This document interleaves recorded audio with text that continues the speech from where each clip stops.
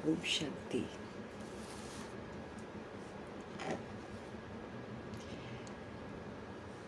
मीठे मीठे परमपिता परमात्मा हम आत्माओं को स्पष्ट करते हैं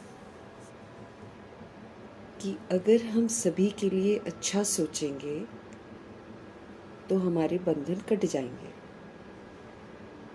और अगर हम क्वेश्चन करेक्शन करेंगे, कुछ नेगेटिव सोचेंगे, व्यर्थ सोचेंगे, तो हमारे बंधन बंध जाएंगे। और ये फिर बंधन जो है बंध तो जाएंगे, लेकिन फिर इससे निर्बंधन भी मुझे ही बनना पड़ेगा। तो बाबा हमको समझ देते हैं कि बंधन में बंधो ही मत। एक परमपिता परमात्मा से सारे रस लेकर, उन्हीं के संग रहकर, अपना मूड हमेशा अच्छा रख के, वो अच्छे मूड का सहयोग सबको दो। फिर चाहे कोई कैसा भी व्यवहार करे, किसी का मूड बिगड़ा हुआ हो, लेकिन मेरा मूड जो है हमेशा खुश मिजाज रहे। तो ऐसे क्या होगा, हम इफ़ेक्ट में नहीं आए, हमने डिफेक्ट यूज़ नहीं किया, हम निर्बंधन रह गए। लेकिन जहाँ मुझे किसी का बिगड़ा हुआ मूड जो है प्रभावित करता है, इफ़ेक्ट में आते हैं तो डिफेक्ट में आ जाते हैं, फिर अपने को ही हमें समझना चाहिए कि हम अपने लिए प्रॉब्लम्स क्रिएट करते हैं। आखिरकार मुझे ही ठीक करना पड़ेगा। दूसरी सोल तो विस्मृत है, उसने अगर मेरे को विस्मृत कर दिया तो सज़ा किसको मिलेगी? मुझे मिलेगी, क्योंकि वो तो विस्मृति का पाठ बजा रही है, उसको तो मालूम नहीं है। बड़ी ही सूक्ष्म कड़ी नज़र स्वयं पर रखकर अपने आप को निर्बंधन बनाए रखना है। अपना मूड सदैव अच्छा रखना है। ऐसी समझ देने वाले प्यारे प्यारे शिव बाबा जी का हम तहे दिल से धन्यवाद करेंगे। प्यारे परमपिता परमात्मा की श्रेष्ठ मत पर चलकर प्यारा बनने वाले व्यक्त ब्रह्मा, अव्यक्त ब्रह्मा, गुप्त बड़ी माँ, big brother, great great grandfather का रोल प्ले करने वाली आत्मा ब्रह्मा जी का तहे दिल से धन्यवाद करेंगे। धन्यवाद करते हुए दोनों ज़बरदस्त लाइट्स को हासिर नासिर करते हुए उनके जो महावाक्य हैं उन्हीं से हम समझेंगे। ये समझ वायुमंडल में फैले, तत्वों में फैले, प्रकृति में फैले। दिल से दुआ करेंगे। प्रभु जी के महावाक्यों की शक्ति, इसकी समझ जो है यूनिवर्स में मौजूद सभी आत्माओं तक पहुँचे। दिल से दुआ करेंगे। उन आत्माओं तक पहुँचे जो वृद्ध शरीरों में हैं, वानप्रस्थ में हैं, उनका बुद्धि का योग परमात्मा से जुड़ना चाहिए, लेकिन लौकिक परिवार में वो उलझे हुए हैं, धिक्कारे भी जाते हैं, गालियाँ भी खाते हैं, फिर भी उन्हीं से जुड़े हैं।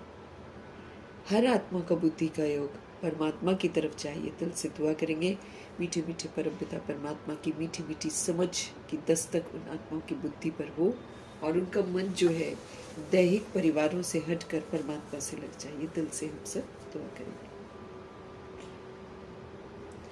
उन आत्माओं तक प्रभु जी की समझ पहुँचे जो हमारे साथ नकारात्मकता से कनेक्टेड है। उन आत्माओं तक प्रभु जी की समझ पहुँचे जो हमारे साथ लौकिक में कनेक्टेड है। उन आत्माओं तक प्रभु जी की समझ पहुँचे जो रोज शरीर छोड़ रहे हैं, आकारी शरीरों में हैं, जो उनसे संबंधित आत्माएं हैं, उन तक प्रभु जी की समझ पहुँचे। उन आत्माओं तक प्रभु जी की समझ पहुँचे जो गर्भ जेल में प्रवेश कर चुके हैं।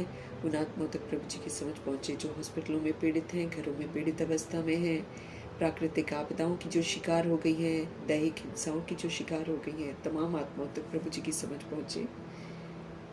उन आत्माओं तक प्रभु जी की समझ पहुँचे जो माया के प्रकोप में आकर अलबेली हो गई हैं।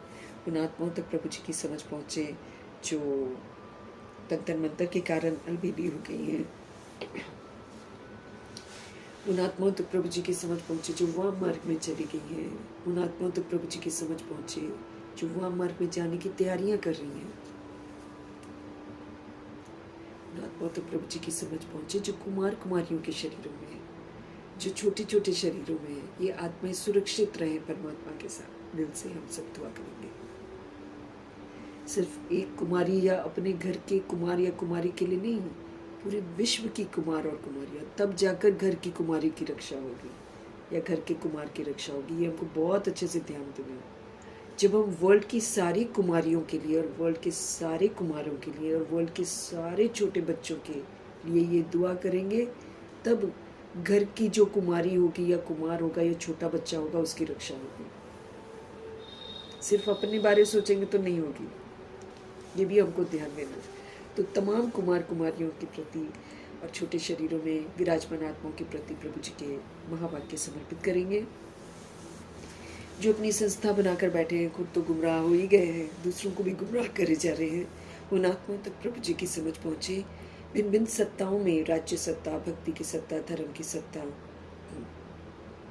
विज्ञान की सत्ता, ये यादव, ये कौरव, ये यवन, सभी तक मीठे बाबा की समझ पहुँचे। क्योंकि सबने सतोगुणी बनना है। सब कुछ बुरा बुरा करके आखिरकार वो सतोगुणी बनेंगे ही बनेंगे। प्रभु जी आए हुए बनाने के लिए, हमको दुआएं पॉजिटिव देनी है सबके लिए। तो भिन्न भिन्न सत्ताओं के प्रति, वर्गों के प्रति, दैहिक धर्मों की भिन्नता की में बटी हुई, मठ पंथों में बटी हुई सभी आत्माओं तक प्रभु जी की समझ पहुँचे। वैश्याओं तक, गणिकाओं तक प्रभु जी की समझ पहुँचे। दिल से दुआ करेंगे। भूत प्रेत आत्मा बनकर जो आत्माएं भटक रही हैं, सभी आत्माओं का बुद्धि का योग सत्य परमपिता परमात्मा जी के साथ लगे, उनका भी कल्याण हो। दिल से दुआ करेंगे।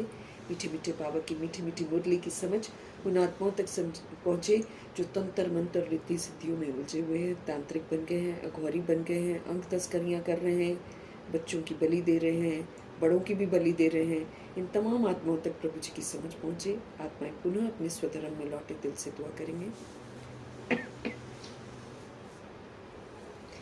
उन आत्माओं तक प्रभु जी की समझ पहुँचे जो तरह तरह के नशे कर रही हैं, सब उन नशों से सबको वैराग आ जाए और सबको ईश्वरीय नशा चढ़ जाए। दिल से दुआ करेंगे। और उन जगहों तक प्रभु जी की समझ पहुँचे, उन लोगों तक प्रभु जी की समझ पहुँचे जहाँ पहुँची नहीं है, और अगर पहुँचती है तो वो सुनना ही नहीं चाहते। तमाम आत्माओं का बुद्धि का ताला खुले, सबके अंदर में वैराग आए। हर आत्मा जो सेल्फिश बन गई है वो जागृत हो जाए, अपने भले के लिए भी सोचे और दूसरों के भले के लिए भी सोचे। इन्हीं दुआओं के साथ मीठे मीठे बाबा का धन्यवाद भी करेंगे और उनको हाजिर नाजिर करते हुए उनके महावाक्य हम उन्हीं से आत्मिक स्थिति में स्थित होकर समझेंगे, ताकि एक एक बात हमारे अंदर जाए और हम एक एक बात को अमल में लाएं। इन्हीं दुआओं के साथ देखते हैं आज हमारे परमपिता परमात्मा हम आत्माओं को किस विधि से सुधारते हैं। मीठे मीठे बाबा बोले, मीठे बच्चे, ये जो पढ़ाई है, जो हम पढ़ रहे हैं, ये सोर्स ऑफ इनकम है। हम कमा रहे हैं, हम कमा रहे हैं। आने वाले 2500 वर्ष की राजधानी की कमाई हो रही है, और ब्रह्मा जी की तरह अगर फॉलो कर लें तब तो पूरे कल्प की ही कमाई हो जाएगी। लेकिन 2500 वर्ष की राजधानी के लिए तो हम कमा रहे हैं ना। तो प्रभु जी हमें क्या बोल रहे हैं, ये जो पढ़ाई है ना, ये सोर्स ऑफ इनकम है। इससे तुम मनुष्य से देवता बनते हो। कमाई तो हो ही रही है, साथ में मनुष्य है, लेकिन फिर भगवान जी इस पढ़ाई से हमको देवता बना रहे हैं। क्योंकि जो समझ हमको मिलती है, जब हम उस समझ को धारण करते हैं तो हम 16 कला संपूर्ण बनते हैं, अर्थात सारे दैहिक दागों से मुक्त हो जाते हैं। अगर हम इस पढ़ाई को पढ़ते हैं और अमल में लाते हैं तो हम सर्व गुणों से संपन्न बन जाते हैं। अगर हम इस पढ़ाई को पढ़ते हैं, अमल में लाते हैं, तो हम संपूर्ण निर्विकारी बन जाते हैं। ये ईश्वरीय पढ़ाई मर्यादाओं से भरी हुई है। तो जब हम मर्यादाओं की लकीर के अंदर रहकर श्रीमत पर चलते हैं तो हम मर्यादा पुरुषोत्तम बन जाते हैं। मीठे परमात्मा हम आत्माओं को संपूर्ण अहिंसक बनाते हैं, सर्व तरह की हिंसाओं से हमको मुक्त करते हैं। तो जब हम श्रीमत पर चलते हैं, परमात्मा के विवेक को यूज़ करते हैं, जब हम पुराने शूद्रपन को छोड़ देते हैं, जब हम हमेशा अपने सत्य स्वरूप और आत्मिक स्मृति में रहकर पाठ बजाते हैं, तो हम संपूर्ण अहिंसक बन जाते हैं। ये पांचों क्वालिफिकेशन जो है, ये हम आत्मा को देवता बना देती है। तो ये जो पढ़ाई है, ये श्रीमत है प्रभु जी की। जब हम इस पर चलते हैं तो हमारी 2500 वर्ष की आमदनी जो है, जो सैलरी जो है, वो हमारी अभी हम जमा कर रहे हैं। हम यहाँ पर सूक्ष्म विधि से अर्थात श्रीमत पर चलते हैं, एक्यूरेसी से चलते हैं, तो यहाँ पर हम सूक्ष्म कमाई जमा करते हैं, स्व पुरुषार्थ की, दुआओं की, है ना, पुण्य कर्मों की, ये सारी हम कमाई करते हैं। और फिर रिटर्न में हमको इसके बदले में स्थूल प्रारब्ध सारी मिलती है 2500 वर्ष की राजधानी में। ये पढ़ाई हमको स्व परिवर्तन करके विश्व परिवर्तन करने की समझ देती है। ये पढ़ाई हमको प्रकृति को परिवर्तन करने के लिए मिलती है। तो सारी चीज़ें जब हम श्रीमत प्रमाण करते हैं तो फिर हमारी इनकम जमा होती है।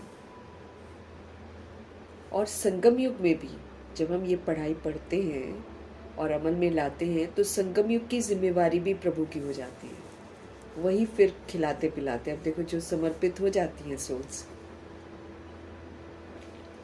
जो सेंटर पर रहती हैं या मधुबन में जो रहती हैं, तो वो कमाने थोड़ी जाती हैं। बाहर जो स्थूल कमाई होती है उसको कमाने के लिए थोड़ी जाती हैं। जो दिल से समर्पित हो जाता है उसको तो बिठा के खिलाते हैं भगवान। तो संगम युग की भी जिम्मेवारी बाबा लेते हैं।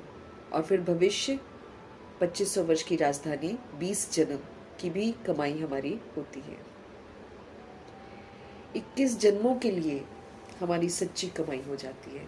ये हमारा संगम युग भी सुंदर सा हो जाता है। और फिर 20 जन्म 2500 वर्ष की राजधानी के भी हमारे सुंदर हो जाते हैं। सच्ची कमाई हम करते हैं। श्रीमत पर चलना, एक बाप दूसरा न कोई का वायदा निभाना, माना सच्ची कमाई करना। अपने आप को होली बनाना, है ना, और होली रहकर परमात्मा के साथ रहकर सारा पाठ बजाना, ये सब क्या है? सच्ची कमाई है ना। तो हमें याद रखना है कि ये पढ़ाई यूं ही नहीं हम पढ़ रहे हैं। ये पढ़ाई का एक एक रतन जो है हमको अनमोल बनाता है, हम आत्मा को निखारता है, हम आत्मा को समझदार बनाता है, सुरजीत करता है, संपन्न बनाती है पढ़ाई, संपूर्ण बनाती है ये पढ़ाई, बेदाग बनाती है हमको ये पढ़ाई। इस विधि से सूक्ष्म कमाई जब हम करते हैं तो हमारी स्थूल कमाई जो है वो भी स्थूल रूप में भी जमा हो जाती है। इतनी सुंदर पढ़ाई है, गारंटी है, पूरी गारंटी है 2500 वर्ष की राजधानी की। सच्ची कमाई, इस पर हमें ध्यान देना है। बाकी दुनिया में जो भी करते हैं निमित्त मात्र, ज्यादा भाग दौड़ नहीं पहले की तरह, निमित्त, बस थोड़ा सा जितना ज़रूरत है। क्योंकि इस सृष्टि से जितना हम एक्स्ट्रा लेते हैं वो छीन लिया जाएगा। ये नियम है ना, क्योंकि हम जब एक्स्ट्रा लेते हैं तो हम दूसरे का हक लेते हैं। अब देखो, जब हम मधुबन जाते हैं, जब वहाँ हम एक रोटी एक्स्ट्रा खा लेते हैं या हम थोड़ा सा एक्स्ट्रा भोग ले लेते हैं, तो उसमें भगवान ने बोला है कि हम दूसरे का हक ले लेते हैं। इतना है इस सृष्टि का नियम कि भाई तुम मेहमान हो, तुम आए हो, तो तुम उतना ही लो जितना तुमको ज़रूरत है। ज़रूरत से ज़्यादा जो भी हम करते हैं वो मेरा लोभ में काउंट होगा, क्योंकि उसके चक्कर में फिर हमारा पढ़ाई नहीं चलता, पुरुषार्थ नहीं चलता, वैसा है ना। तो इसलिए हमको बड़ा ध्यान देना है कि जब मधुबन की एक रोटी एक्स्ट्रा या फिर मधुबन में दोबारा भोग लेना, वो भी दूसरे का हक छीनना है, तो इस दुनिया में अगर हम ज़रूरत से ज़्यादा करते हैं या आवश्यकता से अधिक करते हैं तो वो मेरा सारा वो तो काउंट होगा ना, उसी में दूसरे का हक ले लिया हमने, है ना। तो वो सारा फिर हमसे ड्रामा छीनेगा। ये हमको ध्यान रखना है। तो 21 जन्मों की सच्ची कमाई जो बाबा कराते हैं ना, इसमें हमको सारा टाइम देना है। ये बहुत ऊंची कमाई है। हमेशा हमारा मूड सही रहे, हमेशा हम खुश रहें, हमेशा सभी के साथ हम संतुष्ट रहें, और कोई कैसा भी व्यवहार करे हम हमेशा गुणों का, शक्तियों का सहयोग दें, हाँ, स्वधर्म का हम उनको सहयोग दें हमेशा। बाबा ने बोला एक शिव पिता परमात्मा के साथ हमारा मूड हमेशा अच्छा रहे, एक रस। कोई कैसा भी मूड वाला है, लेकिन मेरा मूड हमेशा अच्छा रहे, उसका मुझे सहयोग देना है। तो कितना मेहनत चाहिए ना। हमेशा हम जागृत रहें, हमेशा में जगी हुई आत्मा अर्थात आत्मिक स्मृति में रहकर दूसरे को भी आत्मिक स्वरूप में देखने वाली, भ्रिकुटी में देखने वाली, ये कितना बंदा कंसंट्रेट करके अंतर्मुखी होकर पुरुषार्थ करने की बात है। तो सच्ची कमाई करनी है, इस पर ध्यान देना। झूठी कमाई तो खत्म हो जाएगी, वो तो मेरे काम भी नहीं आएगी। जब विनाश होगा तो सच्ची कमाई की हुई के बदले में शिव बाबा कुछ दे देंगे, या तो शुभी रस पिला देंगे, या तो योगी और हम योगी और पवित्र बन जाएंगे। तो फिर तो हमको फिक्र करने की ज़रूरत ही नहीं है। एक परमपिता परमात्मा से योग रहेगा और पवित्र रहेंगे तो किसी चीज़ की ज़रूरत है। अब ब्रह्मा जी कितने सूक्ष्म हो गए थे, उनको थोड़ी था कि ये भी चाहिए मुझे, वो भी चाहिए, खाने के लिए ये चाहिए, नहीं वैसा नहीं था ना, अति सूक्ष्म हो गए थे। तो शरीर देखो कैसा था, फरिश्ते वाला, हड्ड गुड्डे दुख रहे थे क्या उनके? नहीं, अति सूक्ष्म हो गए थे। तो ये पढ़ाई बहुत अनमोल है, ये हमारी कमाई है, सच्ची कमाई है। इससे हम देवता बन जाते हैं और 21 जन्मों के लिए सच्ची कमाई हमारी जमा हो जाती है। प्रश्न है प्रभु जी का, बाप जो हमको मीठी मीठी बातें सुनाते हैं वो धारण कब होगी?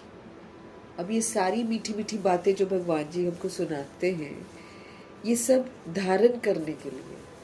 सिर्फ सुनेंगे, धारण नहीं करेंगे तो प्रभु जी कहते हैं कि ये सिर पे बोझ बन जाएगा, हेडेक बन जाएगा, क्यों जो धिक्कारेगा मुझे बार बार, तुमने ये नहीं किया, तुमने ये नहीं किया, तुमने ये नहीं किया। तो ये जो भगवान जी की मीठी मीठी बातें हैं, ये जो इनकी शिक्षाएं हैं, इनको जब हम धारण करेंगे तो हम मीठे बन जाएंगे।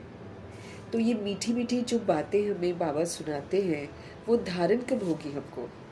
उत्तर है उनका, जब ये जो हमारी बुद्धि है ना, आत्मा के अंदर जो बुद्धि है, जब बुद्धि पर परमत, दूसरों की मत और मेरी अपनी मत, ये दोनों ही हमको डुबो देगी। तो जब बुद्धि पर दूसरों की मत और मेरी अपनी मनमत का प्रभाव नहीं होगा, तब भगवान जी की मीठी मीठी बातें धारण होंगी। जो बच्चे सुनी सुनाई बातों पर चलते हैं, जो दूसरे कह रहे हैं वो कर रहे हैं ना, जो बच्चे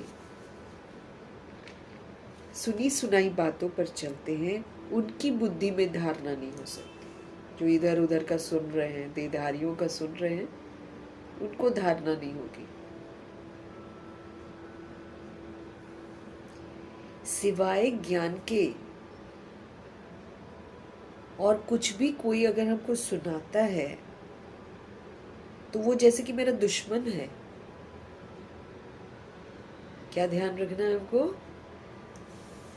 सिवाय ज्ञान के और कुछ भी कोई सुनाता है, जैसे दुनियावी बातें हैं, है ना, बहुत सारी। सिवाय ज्ञान के और कुछ भी कोई सुनाता है, हमको भगवान से विस्मृत कर देता है, तो क्या समझना है? वो मेरा दुश्मन है कि वो भगवान से मुझे विस्मृत कर रहा है। झूठी बातें सुनाने वाले बहुत हैं इस दुनिया में, झूठ खंड है ना। तो सच तो वही बोल सकता है जो भगवान की कही हुई बातें बोलता है। ऐसे नहीं, हम भी आत्माएं, जब हम भगवान की कही हुई बातें बोलते तभी तो हम सच बोलते हैं। वरना तो पहले हम भी तो झूठी बोल रहे थे। तो प्रभु जी हमको बता रहे हैं ये झूठ खंड है।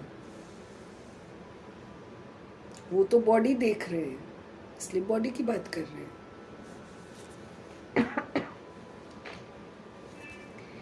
झूठी बातें सुनाने वाले बहुत हैं दुनिया में, इसलिए हमारे शिव बाबा क्या बोल रहे हैं, hear no evil, see no evil. मत सुनो, मत देखो। एक बार अंदर गया ना, निकालना भी मुझे ही पड़ेगा। सबसे बड़ी बात है। एक तो हम विस्मृत हो जाते हैं, भगवान याद नहीं आएगा, वो लोग याद आएंगे। हाँ, ये भी बड़ी मुसीबत है, क्योंकि इस समय ना सब देह अभिमान में। तो जब हम देह अभिमान वाली आत्मा को देखेंगे ना, हमको भगवान याद नहीं आने वाला है। और एक बार वो आत्मा मेरे अंदर घुस गई, मतलब मेरी सोच में घुस गई, वो तो फिर योग में बैठो वही सामने खड़ी होगी। हम करेंगे भगवान को याद, आती जाएगी वो। इतना खतरनाक सिस्टम है अभी, क्योंकि सब देह अभिमान में है ना।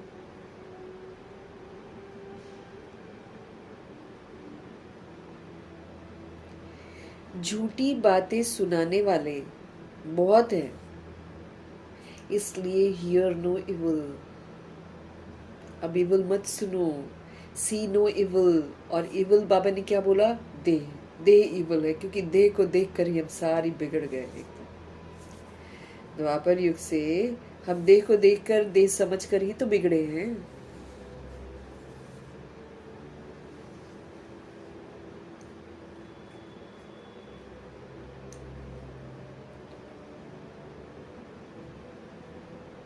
हमारे बाबा क्या बोल रहे हैं हमको,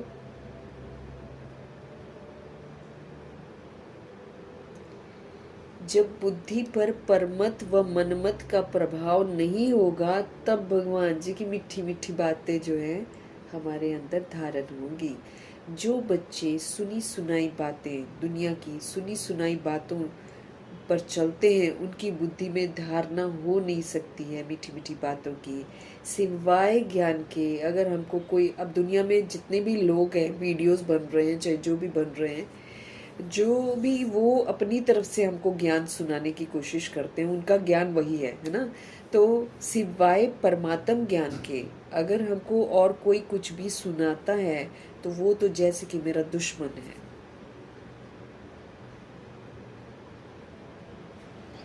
झूठी झूठी बातें सुनाने वाले बहुत हैं, इसलिए शिव पिता परमात्मा हम आत्माओं को कहते हैं, हियर नो इवल। अब देह की बातें मत सुनो। सारी दुनिया देह की बात ही बताएगी ना हमको, तो इसलिए देह की बातें मत सुनो, देह को मत देखो, देह समझकर कर्म मत करो, देह की बातें मत सोचो, और देह की बातें मत बोलो। Hear no evil, see no evil, speak no evil, think no evil, do no evil. दुनिया वाले 3 बंदर दिखाते हैं, बाबा हमको 5 बंदर दिखाते हैं। हम देह को देखते हैं तो बंदर बन जाते हैं, क्योंकि वहीं से हमारे अंदर में सारी खामियां आती हैं। तो जब तक हम झूठ सुनते रहेंगे दुनिया का, भगवान की बातें हमारे अंदर जाएंगी नहीं, और हमारा हो जाएगा घाटा,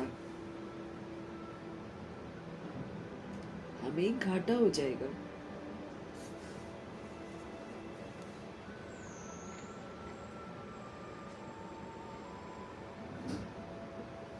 तो जब बुद्धि पर परमत व मनमत का प्रभाव नहीं होगा, तब हम बाबा की बातों को धारण कर सकेंगे। जो बच्चे सुनी सुनाई बातों पर चलते हैं, उनकी बुद्धि में धारणा हो नहीं सकती। सिवाय ज्ञान के अगर मेरे को और कोई कुछ सुनाता है, तो वो मेरा दुश्मन है। झूठी बातें सुनाने वाले बहुत हैं, इसलिए हमको इविल नहीं सुनना है, इविल नहीं देखना है, इविल नहीं बोलना है, इविल नहीं सोचना है, और इविल कर्म नहीं करने हैं। मनुष्य से देवता बनने के लिए हमको तो सिर्फ एक बाप की श्रीमत पर ही चलना है, ये अपनी बुद्धि में ठान लेना है, क्योंकि एक भगवान ही है जो सच बोल रहे हैं। इस झूठ खंड में आकर एक भगवान ही है जो सच बोल रहे हैं, बाकी तो सारी दुनिया झूठ बोल रही है। गीत है, हमारे तीर्थ न्यारे। ओम शांति। इस गीत में जैसे कि अपनी महिमा हम करते हैं, अपनी महिमा वास्तव में की नहीं जाती है। हमारे तीर्थ न्यारे हैं। जब हम बोलते हैं ना तो बाबा कहते हैं इस गीत में जैसे कि अपनी महिमा करते हैं, अपनी महिमा वास्तव में की नहीं जाती है। बाबा कहते हैं ये तो सब समझने की बातें हैं। जो भारतवासी बहुत समझदार थे, जिन्होंने भारत को स्वर्ग बनाया था, जो देवी देवता थे, दैवी गुणों वाले थे, वो बहुत समझदार थे। अभी वही भारतवासी जिन्होंने भारत को स्वर्ग बनाया था और जो समझदार थे, वो बेसमझ बन गए। अब शिव बाबा कहते हैं अब प्रश्न उठता है समझदार कौन थे। ये तो कहां भी लिखा हुआ नहीं है कि समझदार कौन थे। तुम हो गुप्त। कितनी वंडरफुल बातें हैं। एक तो बाप कहते हैं कि मेरे द्वारा ही बच्चे मुझे जान सकते हैं। अब प्रश्न उठता है कि समझदार कौन थे, और ये कहाँ भी लिखा हुआ तो है नहीं। तुम हो गुप्त। बाबा कहते हैं कितनी वंडरफुल बातें हैं। एक तो बाप कहते हैं कि मेरे द्वारा ही बच्चे मुझे जान सकते हैं, फिर मेरे द्वारा सब कुछ जान जाते हैं। मेरे द्वारा ही बच्चे मुझे जान सकते हैं, फिर मेरे द्वारा ही सब कुछ जान जाते हैं। एक हम भगवान जी को भी जानते हैं, फिर बाकी जो वर्ल्ड की हिस्ट्री ज्योग्राफी है उसको भी हम जान जाते हैं।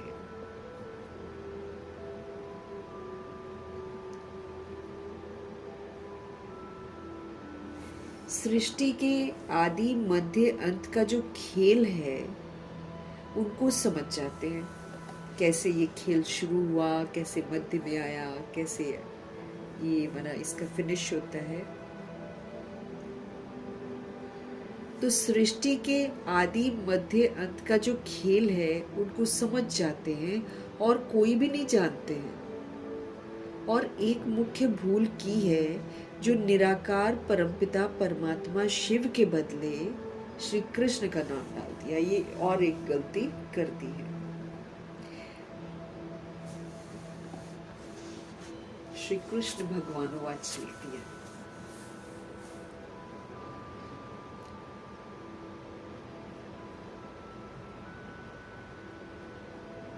पहला नंबर शास्त्र, जिनको श्रीमद् भगवत गीता कहते हैं, वही रॉन्ग हो गया, क्योंकि उसमें लिख दिया श्री कृष्ण भगवान वाच। इसलिए पहले पहले तो हमको सिद्ध करना है कि भाई भगवान एक है और उसी को याद करना पड़ेगा। बाकी और किसी को याद करने से कुछ मिलेगा नहीं। देखती भी हैं आत्माएं, कई आत्माएं दुखी हैं, परेशान हैं, बहुतों की पूजा भी करती हैं और जो नियम वगैरह है वो भी करती हैं, सब कुछ करती हैं, लेकिन फिर भी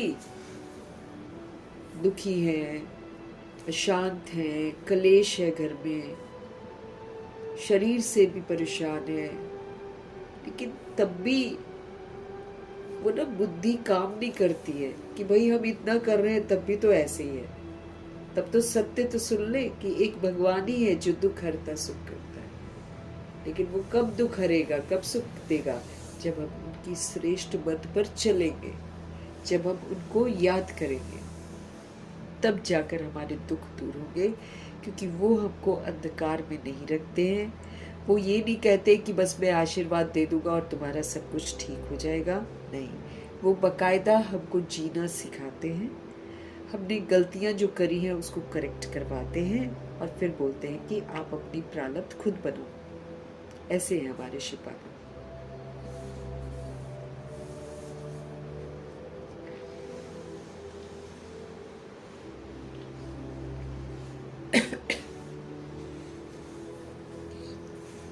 इसलिए पहले पहले तो हमको सिद्ध करना है ना कि भगवान एक है। फिर पूछना है गीता का भगवान कौन, उनसे ही पूछना है कि भाई गीता का भगवान कौन। भारत का आदि सनातन देवी देवता धर्म है। अगर नया धर्म कहें तो ब्राह्मण धर्म ही कहेंगे।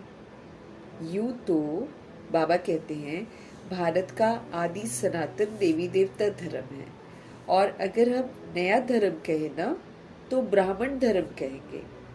पहले चोटी है ब्राह्मण, ब्राह्मण से फिर फरिश्ता बनकर देवता बनते हैं। पहले तो बाबा हमको मर्जीवा बनाते कि भाई तुमने जो पीछे किया खत्म करो, अब तुम पवित्रता की प्रतिज्ञा करो और अब तुम देवता बनो, ऐसे समझाते बाबा। ऊंच ते ऊंच कौन सा धर्म है? ब्राह्मण धर्म है, क्योंकि इसमें पवित्रता है और ये भगवान के द्वारा रचा हुआ धर्म है, इसीलिए ये ऊंचे ते ऊंचा है। इसी में आत्मा आकर पवित्र बनती है और फिर फरिश्ता स्थिति बनाती है और फिर देवता बनती है।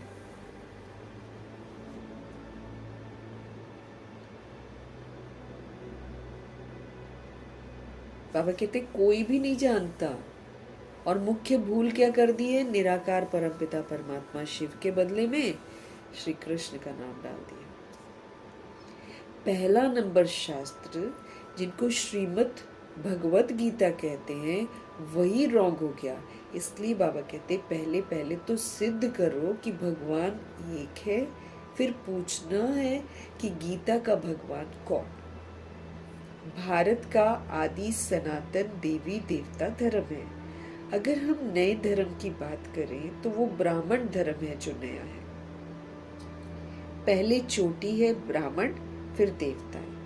ऊंच ते ऊंच जो है वो है ब्राह्मण धर्म, भगवान जी के द्वारा बनाया हुआ धर्म है, तो इसीलिए ऊंचा है ये। यहाँ पर प्यारी प्यारी मर्यादाएं हैं, सच्चाई और सफाई है, इसलिए सबसे ऊंचा धर्म ब्राह्मण धर्म है। जो ब्राह्मण ब्रह्मा द्वारा परम पिता परमात्मा रचते हैं वही ब्राह्मण फिर देवता बनते हैं, बाकी ब्राह्मण नहीं। बाबा स्पष्ट कर रहे हैं कि जो ब्राह्मण ब्रह्मा द्वारा परम पिता परमात्मा रचते हैं वही ब्राह्मण फिर देवता बनते हैं। मुख्य बात है कि भगवान सबका बाप है। नई दुनिया, भगवान सबका बाप है, नई दुनिया के वो रचता है, वो पुरानी दुनिया के रचता नहीं है। ये गलत फहमी लोगों को है, जिसकी वजह से बाबा हमको समझा रहे हैं कि उनको किसी तरह युक्ति से बताओ, क्योंकि बिना भगवान को याद किए मुक्ति किसी को मिलनी नहीं है, और वो भी बिना पहचान के भगवान भगवान बोलकर मुक्ति नहीं मिलनी है। भगवान को यथार्थ जानना है। तो बाबा हमको क्या समझा रहे हैं कि समझाना है सबको। मुख्य बात है कि भगवान सभी आत्माओं का बाप है, वो नई दुनिया का रचता है, तो जरूर नई दुनिया ही तो रचेंगे ना। नई दुनिया में नया भारत होता, जन्म भी भारत में लिया है, भारत को ही स्वर्ग बना रहे हैं ना ब्रह्मा के द्वारा। तुमको अपना बनाकर फिर पढ़ाते हैं मनुष्य से देवता बनाने के लिए। पहले बाबा हमको अडॉप्ट करते हैं शूद्र जीवन से, अपना बच्चा ब्राह्मण बनाते हैं, फिर पढ़ाते हैं। जब हम प्रतिज्ञा करते हैं ना कि हाँ हम पवित्र रहेंगे, तब हमको पढ़ाते हैं मनुष्य से देवता बनाने के लिए। पहले तुम शूद्र वर्ण के थे, हम पहले शूद्र वर्ण। शूद्र को अछूत कहा जाता है, जिसको कोई छुएगा भी नहीं ऐसा है। अब खामखा घमंड में कोई सोचता है कि हम जाट हैं तो हम राजपूत हैं तो हम ब्राह्मण हैं, जो दुनिया में सोचते हैं। लेकिन भगवान तो आकर कहते भैया सब के सब तुम लोग शूद्र हो, अनटचेबल हो, गंदे काम करते हो।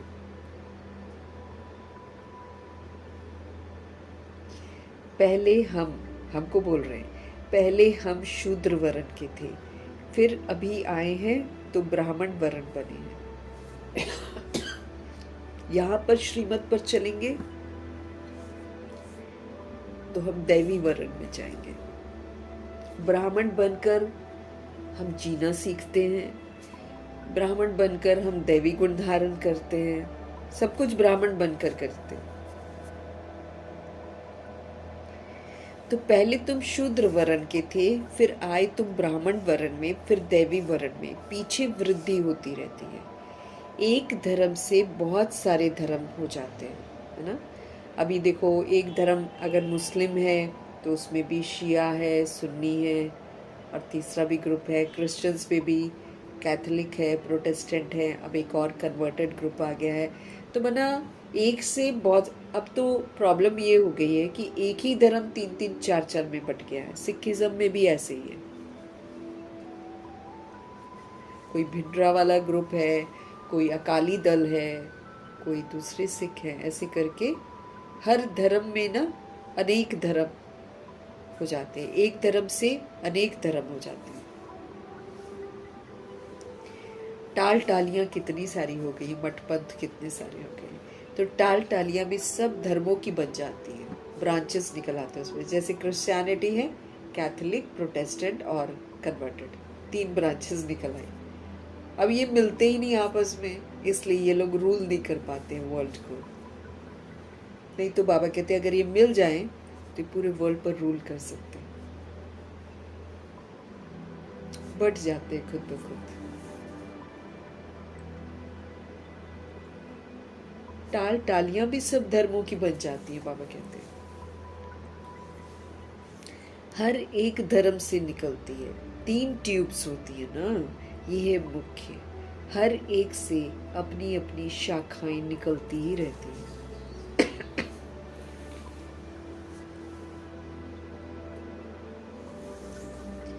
मुख्य है फाउंडेशन, नींव, फिर 3 ट्यूब्स हैं मुख्य।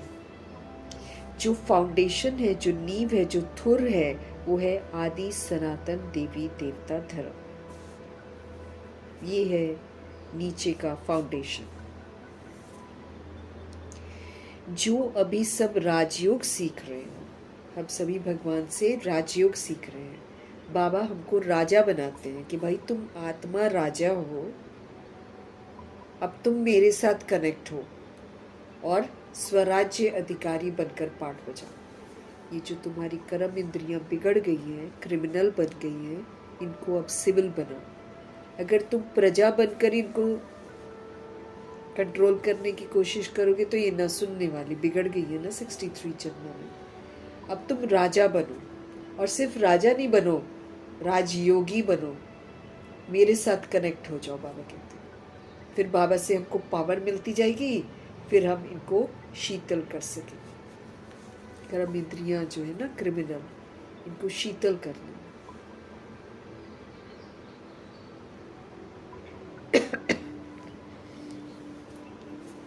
बाबा कहते हैं थुर यानी कि फाउंडेशन, आदि सनातन देवी देवता धर्म का, जो अभी सब राजयोग सीख रहे हैं। दिलवाड़ा मंदिर बड़ा अच्छा बना हुआ है। बाबा कहते हैं दिलवाड़ा मंदिर जो है ना बड़ा अच्छा बना हुआ है। उनमें सारी समझानी है। अगर कोई वहां पर समझाए ना तो बाबा कहते उसमें सारी समझानी है। उसमें ना कहते 108 आत्माएं जो है आपस में दृष्टि दे रही हैं। वहाँ पर मम्मा का भी यादगार बना हुआ है, ब्रह्मा जी का भी यादगार बना हुआ है, स्वर्ग भी बना हुआ है। सीलिंग होता है ना, और सीलिंग में स्वर्ग बना हुआ है, और नीचे तप कर रहे हैं, दृष्टि दे रहे हैं एक दूसरे को। ये बनाया हुआ है। तो बाबा कहते ये जो दिलवाड़ा मंदिर है ना, ये बड़ा अच्छा बना हुआ है। चैतन्य दिलवाड़ा आबू है, जहाँ बाबा आकर समझाते, मम्मा बाबा सब समझते थे ना, तो दादियाँ थी, तो वो चैतन्य मंदिर था। उसका फिर यादगार बनता है ये दिलवाड़ा टेम्पल, ये जड़ चित्र है यहाँ पर।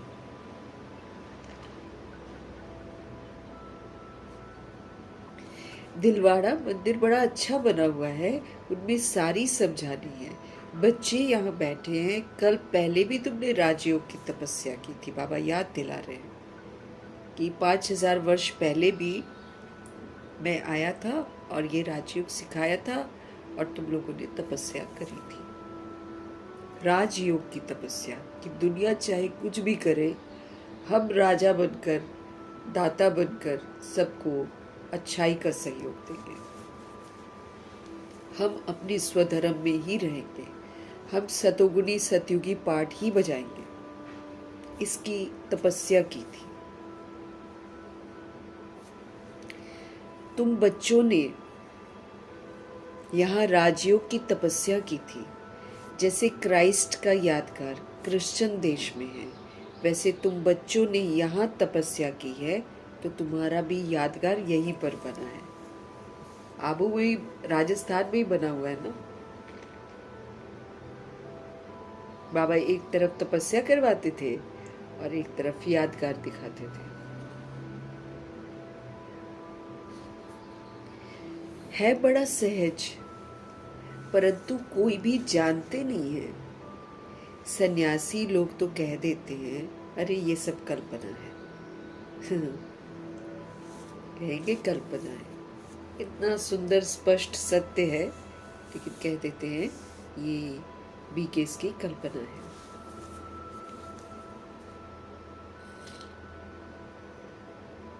जैसी जो कल्पना करे।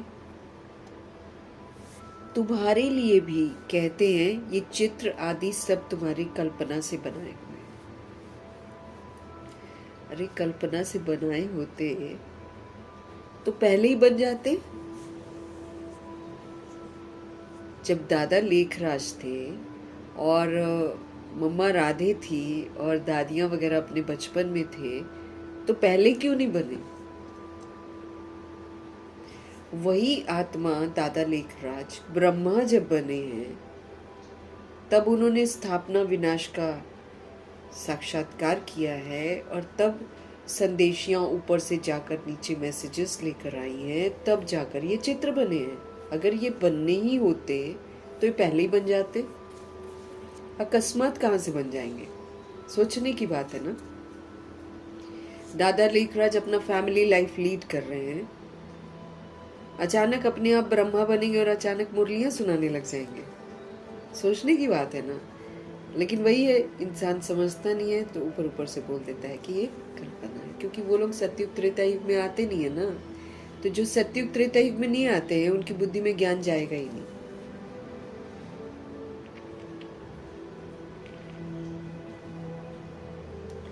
सन्यासी लोग तो कह देते हैं कि ये सब कल्पना है। जैसी जो कल्पना करे, तुम्हारे लिए भी कहते हैं ये चित्र आदि सब तुम लोगों ने कल्पना से बनाए हैं। सीढ़ी का चित्र है, हाँ? कल्पना से बना देगा कोई? और अगर बनाना ही था तो पहले ही बनाते। जब तक बाप को जाने कल्पना ही समझते हैं। जब तक भगवान जी को जान नहीं जाते हैं, तब तक सोल्स ऐसे ही बोलती हैं कि ये इनकी कल्पना है।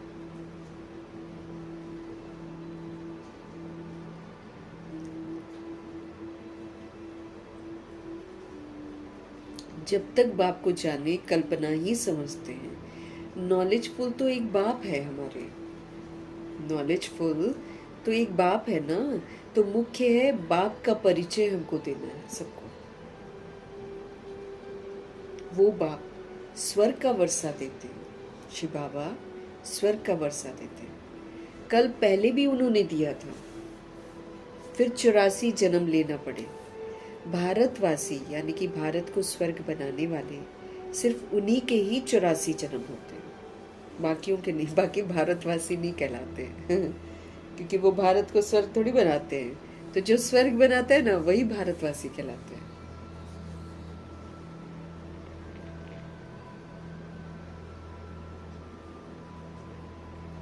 तो भारतवासियों के ही 84 जन्म होते हैं। फिर संगम युग पर बाप आकर राजधानी की स्थापना करते हैं।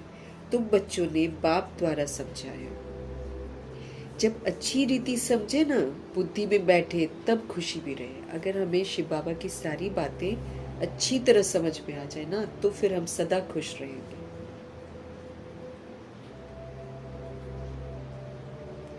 ये जो ईश्वरीय पढ़ाई है, ये बड़ी सोर्स ऑफ इनकम है, क्योंकि यहाँ पर 2500 वर्ष की राजधानी की कमाई जमा होती है, इसलिए बहुत बड़ी सोर्स ऑफ इनकम है।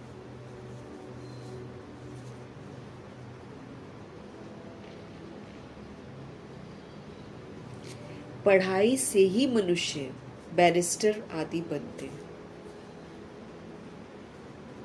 लेकिन ये जो पढ़ाई है, जो भगवान जी पढ़ाते हैं, ये जो पढ़ाई है, ये मनुष्य से देवता बनने की है। इसमें बैरिस्टर, डॉक्टर ये सब नहीं बनना होता है।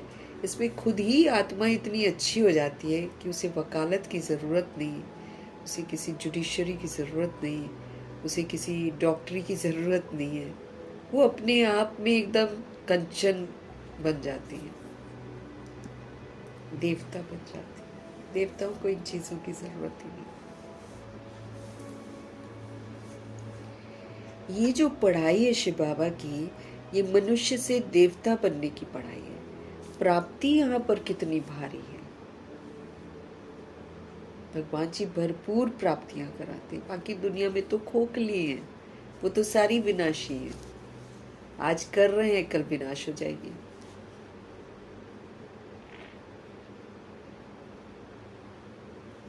प्राप्ति कितनी भारी है। इन जैसी प्राप्ति कोई करा ही नहीं सकता। ग्रंथ में गाया हुआ है, मनुष्य से देवता किए करत न लागी वार। भगवान जी को मनुष्य से देवता बनाने में देर नहीं लगती है। देर हम करते हैं, भगवान जी को देर नहीं लगती है।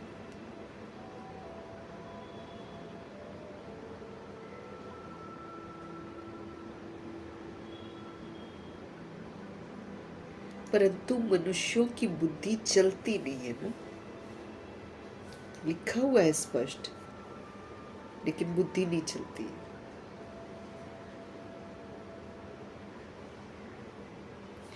तो जरूर वो देवी देवता धर्म जो है,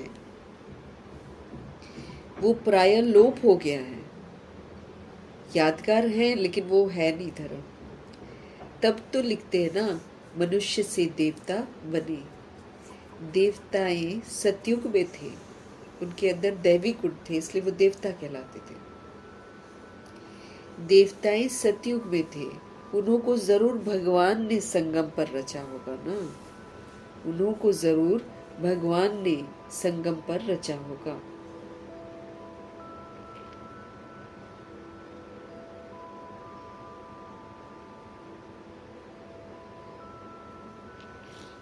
उन्हों को जरूर भगवान ने संगम पर रचा होगा। कैसे रचा, ये नहीं जानते हैं। गुरु नानक ने भी परमात्मा की महिमा गाई हुई है, लेकिन लोग गुरु नानक जी को बोलते हैं सच्चे पातशाह। अब सच्चा पातशाह तो शिव बाबा है, और गुरु नानक जी ने सच्चा पातशाह शिव बाबा को बोला है, निराकार को बोला है।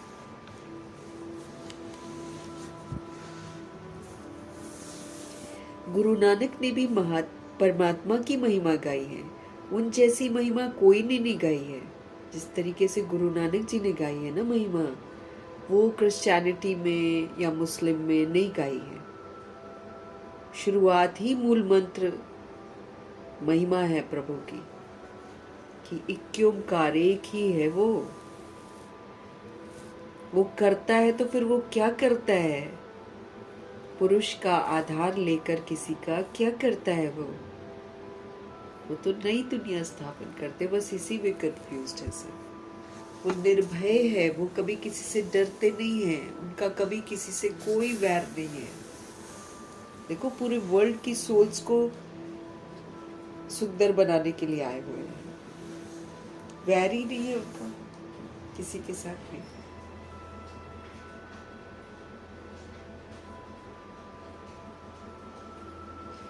गुरु नानक ने भी परमात्मा की महिमा गाई है। उन जैसी महिमा कोई ने नहीं गाई है।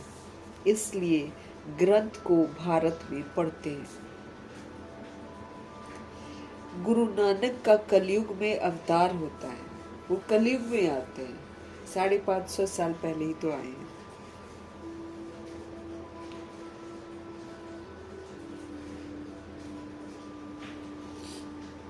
फिर चूंकि उन्होंने अच्छा भगवान के बारे में बताया तो उन्हीं को धर्म स्थापक बना दिया लोगों ने।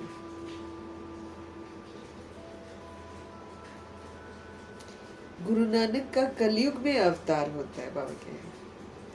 वो है धर्म स्थापक। राजाई तो पीछे हुई है। गुरु गोविंद सिंह जी राजा थे ना, फिर वही गुरु नानक ही पुनर्जन्म में आते आते 10वें चोले में गुरु गोविंद सिंह जी बने। राजाई तो पीछे हुई है। बाप ने तो ये देवी देवता धर्म स्थापन किया है, शिव बाबा ने तो ये देवी देवता धर्म स्थापन किया है। वास्तव में नई दुनिया जो है ना, वो ब्राह्मणों की ही कहेंगे। वास्तव में नई दुनिया जो है वो ब्राह्मणों की ही कहे। चोटी भल ब्राह्मणों की है, परंतु राजधानी देवी देवताओं से शुरू होती है। चोटी भल ब्राह्मणों की है, परंतु राजधानी जो है ना, वो देवी देवताओं से शुरू होती है।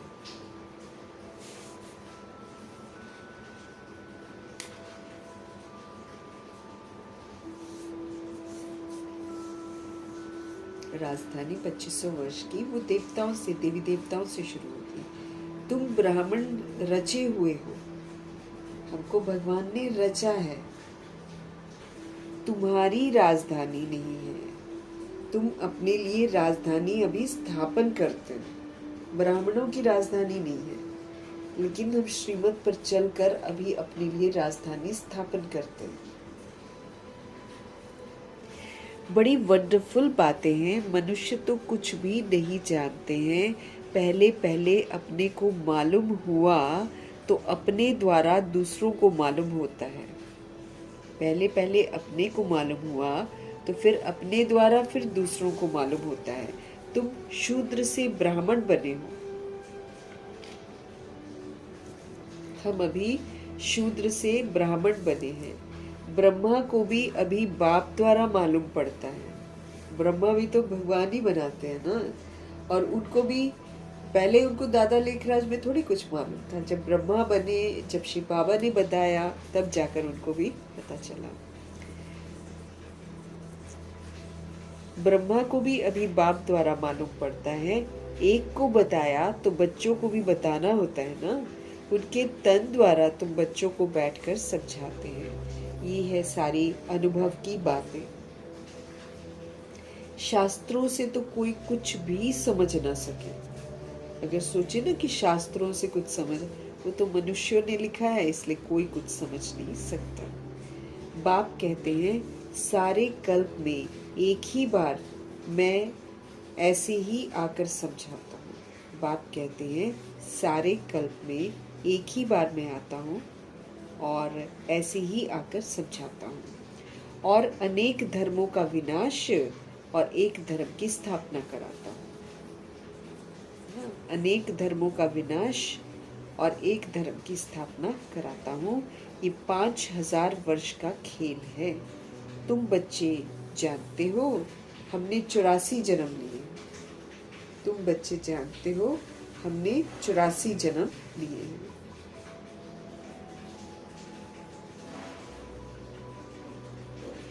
विष्णु की नाभि से ब्रह्मा दिखाते हैं।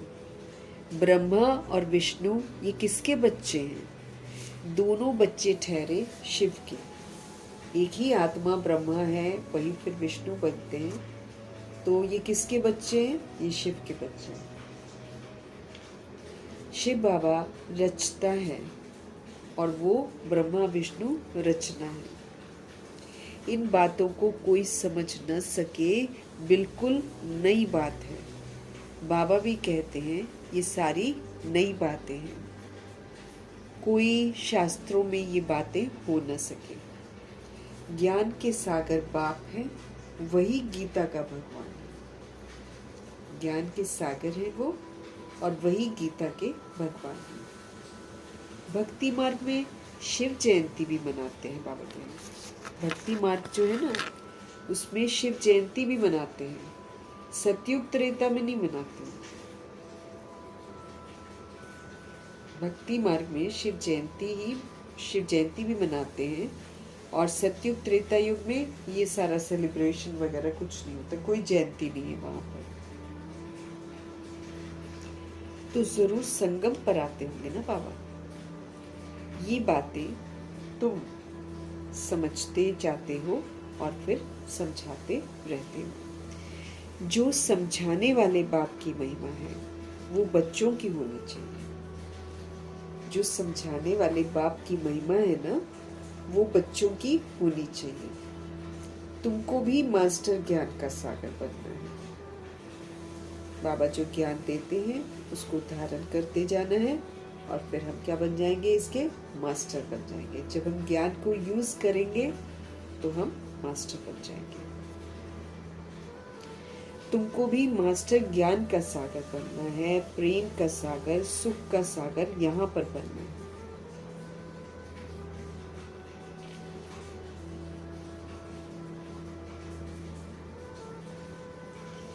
हमको किसी को दुख नहीं देना। सबको आत्मिक सुख, आत्मिक सहयोग, आत्मिक खुशी, आत्मिक तृप्ति, है ना, आत्मिक संतुष्टता, इसका सहयोग हमको सबको देना है। हमको किसी को भी दुख नहीं देना।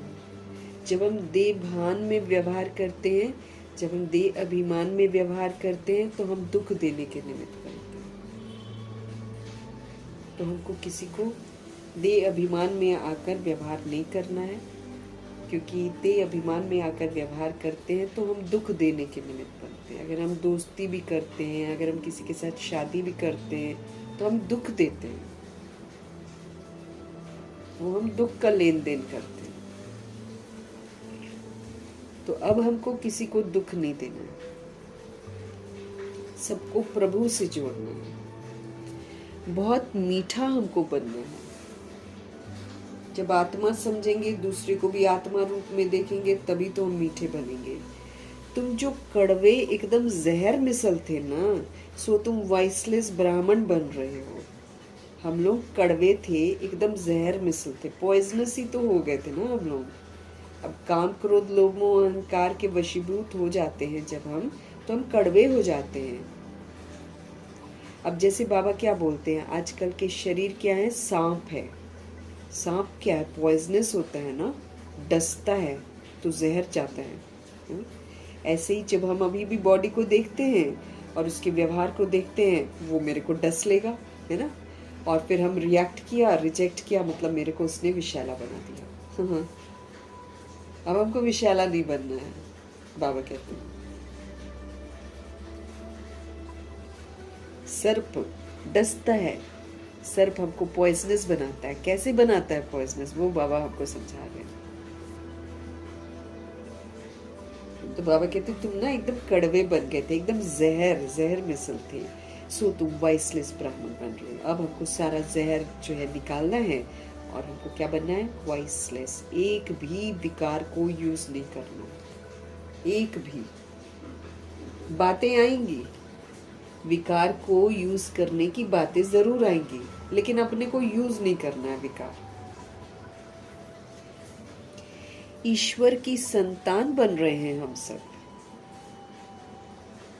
अभी देखो बाबा हमको अडॉप्ट करते हैं, हमको बताते हैं कि हम सब ईश्वर की संतान हैं, है ना, लेकिन फिर हमको सबूत देना है कि हम संतान हैं। ये भी तो बात है। अगर हम किसी को जाकर बोलेंगे कि हम भगवान के बच्चे हैं, हम भगवान से पढ़ते हैं, तो सबसे पहले तो वो हमारे आचरण को देखेंगे। और नहीं तो मन ही मन बोलेंगे बड़ा आए भगवान के बच्चे, ये तो आता नहीं इनको, बोलना तो आता नहीं इनको। ऐसे होता है ना।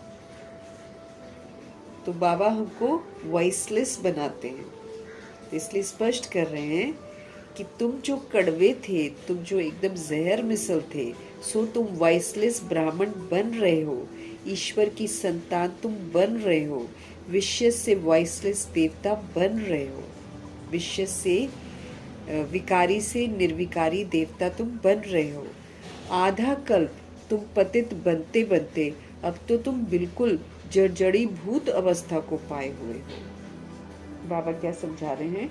आधा कल्प तुम पतित बनते बनते ना अभी तो तुम बिल्कुल जड़ी भूत अवस्था को पाए हुए हो, एकदम खोखले हो गए हैं हम लोग। सड़े हुए कपड़ों को सटका लगाने से फटकर चीर चीर हो जाता है। अगर कोई कपड़ा जैसे हम लोग पहनते हैं ना, वो बहुत बहुत ज़्यादा पहन लेते हैं, वो सड़ जाता है कपड़ा, तो उसको जब अगर धोते हैं ना और उसको सटका लगाते हैं, या सटका लगाने से फटकर वो क्या हो जाता है, चीर चीर हो जाता है।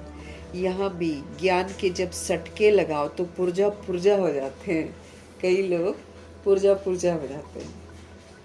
कोई कपड़ा ऐसा मैला है जो साफ करने में बहुत टाइम लगता है। अब हमारे अंदर में, आत्मा के अंदर में बुराइयां बहुत घनी जब घुस जाती हैं और उन बुराइयों को हम आत्माएं बहुत ज़्यादा यूज़ कर लेते हैं, तो देखो बाबा को मेहनत करनी पड़ती है हम आत्माओं पर, फिर जो साफ करने में बहुत टाइम लगता है, फिर वहाँ भी हल्का मर्तबा मिल जाता है। हम जितना समय लेंगे ना आत्म अभिमानी बनने में, उतना फिर हम हल्का मर्तबा प्राप्त करेंगे। ये भी तो बात है, क्योंकि ऑलमाइटी अथॉरिटी जब कुछ कहते हैं तो तुरंत करना होता है, लेकिन जब हम तुरंत नहीं करते हैं तो फिर उसका इफ़ेक्ट हमारे पर पड़ता है कि हमको हल्का मर्तबा मिलता है। इसलिए बाबा कहते हैं जो साफ करने में बहुत टाइम लगता है, कई कपड़े ऐसे मैले होते हैं जो साफ करने में बहुत टाइम लगता है, फिर वहाँ भी फिर बाबा कहते हैं ऐसी सोल्स को हल्का मर्तबा मिल जाता है। हमारे बाबा अपने आप को क्या कहते हैं? धोबी हैं। किसको धोते हैं? हम आत्मा रूपी कपड़ों को धोते हैं। तुम भी साथ में मददगार हो। फिर हम भी बाबा के साथ मिलते हैं, हम भी दूसरी सोल्स की मदद करते हैं ताकि वो भी प्रभु के साथ जुड़े। तुम भी साथ में मददगार हो। धोबी भी नंबरवार होते हैं ना, कोई धोबी बहुत अच्छा साफ करता है, कोई कैसा साफ करता है, वो तो स्थूल कपड़ों की बात है। यहाँ पर सूक्ष्म सफाई की बात चल रही है। यहाँ भी नंबरवार है। धोबी अच्छे कपड़े साफ न करे तो कहेंगे ना कि ये तो जैसे कि हजाम है। आजकल कपड़े साफ धुलाने सीखे हैं। आगे गांव में तो बहुत मैले कपड़े धुलाई होते थे, क्योंकि साबुन वगैरह उतना होता नहीं था, बस यूं ही पानी में, और फिर बाहर नदियों का पानी होता था उसी में धोया करते थे, या कम पानी हुआ करता था उसमें धोते थे, तो साफ नहीं धोते थे। आजकल तो देखो, अब आबू में चले जाओ, वाइट कपड़े सारे पहनते हैं ना, तो उनके पास अच्छे अच्छे हैं केमिकल्स जिससे एकदम वाइट निखर कर बनते हैं। ये तो दिक्कत हो जाती, सब्जी लग गई, कहीं पर कुछ भी लग गया, तो आजकल कपड़े साफ धुलाने सीखे हैं। आगे तो गांव में तो बहुत मैले कपड़े धुलाई होते थे। ये हुनर भी बाहर वालों से आया है कि कैसे साफ करना है। बाहर वाले कुछ इज्जत देते हैं, पैसे आदि की मदद करते हैं, जानते हैं ये बहुत बड़ी बिरादरी वाले हैं। अब नीचे गिर गए हैं, गिरने वाले पर तरस पड़ता है ना, तो बाप कहते हैं तुमको कितना मैं धनवान बनाता हूँ, है ना, तुमको कितना मैंने धनवान बनाया था। माया ने क्या हालत कर दी है तुम्हारी। तुम अभी समझते हो कि हम विजय माला के थे, फिर 84 जन्म लेकर क्या जाकर बने हैं। वंडर है ना। तुम समझा सकते हो कि तुम भारतवासी तो स्वर्गवासी थे। जैसे जैसे बाबा हमको समझाते हैं, वैसे वैसे हम दूसरों को समझा सकते हैं। तुम समझा सकते हो, तुम भारतवासी तो स्वर्गवासी थे, भारत ही स्वर्ग था, फिर नीचे गिरते गिरते नरकवासी भी बनना पड़ता है। अब बाप कहते हैं पवित्र बनकर स्वर्गवासी बनो। अब शिव बाबा हमको कहते हैं कि भाई अब तुम पवित्र बनो, अब तुम स्वर्गवासी बनो। मन बनाओ भाव, मन को तुम मुझ पे लगाओ। शिव भगवान उवाच माँ में कब याद करो। शिव भगवान उवाच है कि तुम अब मुझे याद करो। याद की यात्रा से तुम्हारे सारे पाप नष्ट हो जाएंगे। याद की यात्रा करोगे ना, तो उससे तुम्हारे सब पाप नष्ट हो जाएंगे। शास्त्रों में लिखा है, श्री कृष्ण ने भगाया पटरानी बनाने के लिए। अब श्री कृष्ण तो छोटा बेबी है, वो काहे को भगाएगा। लेकिन कहानियां देखो कैसे बना रखी हैं, और उसी को लोग सत्य समझते हैं। लेकिन एक्चुअली क्या है, शिव पिता परमात्मा आते हैं तो वो जो लाइट है, वो जो प्रकाश है, वो सबको आकर्षित करता है, और उनके स्नेह में इतनी सारी सोल्स शुरू में तुरंत समर्पित होती हैं, जबकि एकदम विरोधी वायुमंडल होता है। तो वो तो कृष्ण थोड़ी होते हैं, वो तो भगवान की जादूगरी होती है, जो सोल्स स्नेह में भागी आती हैं और परिवार के परिवार समर्पित हो जाते हैं। बाबा कहते हैं, शास्त्रों में तो लिख दिया है श्री कृष्ण ने भगाया और श्री कृष्ण ने पटरानी बनाया। तुम सब पढ़ रहे हो, पटरानी तुम पढ़ रहे हो, परंतु इन बातों को कोई समझ नहीं सकता है। अब बाप ने आकर बच्चों को समझाया है। बाप कहते हैं, मैं कल्प कल्प तुमको समझाने आता हूं, मैं कल्प कल्प तुमको समझाने आता हूं। तो पहले भगवान एक है ये सिद्ध कर फिर बताओ कि गीता का भगवान कौन है।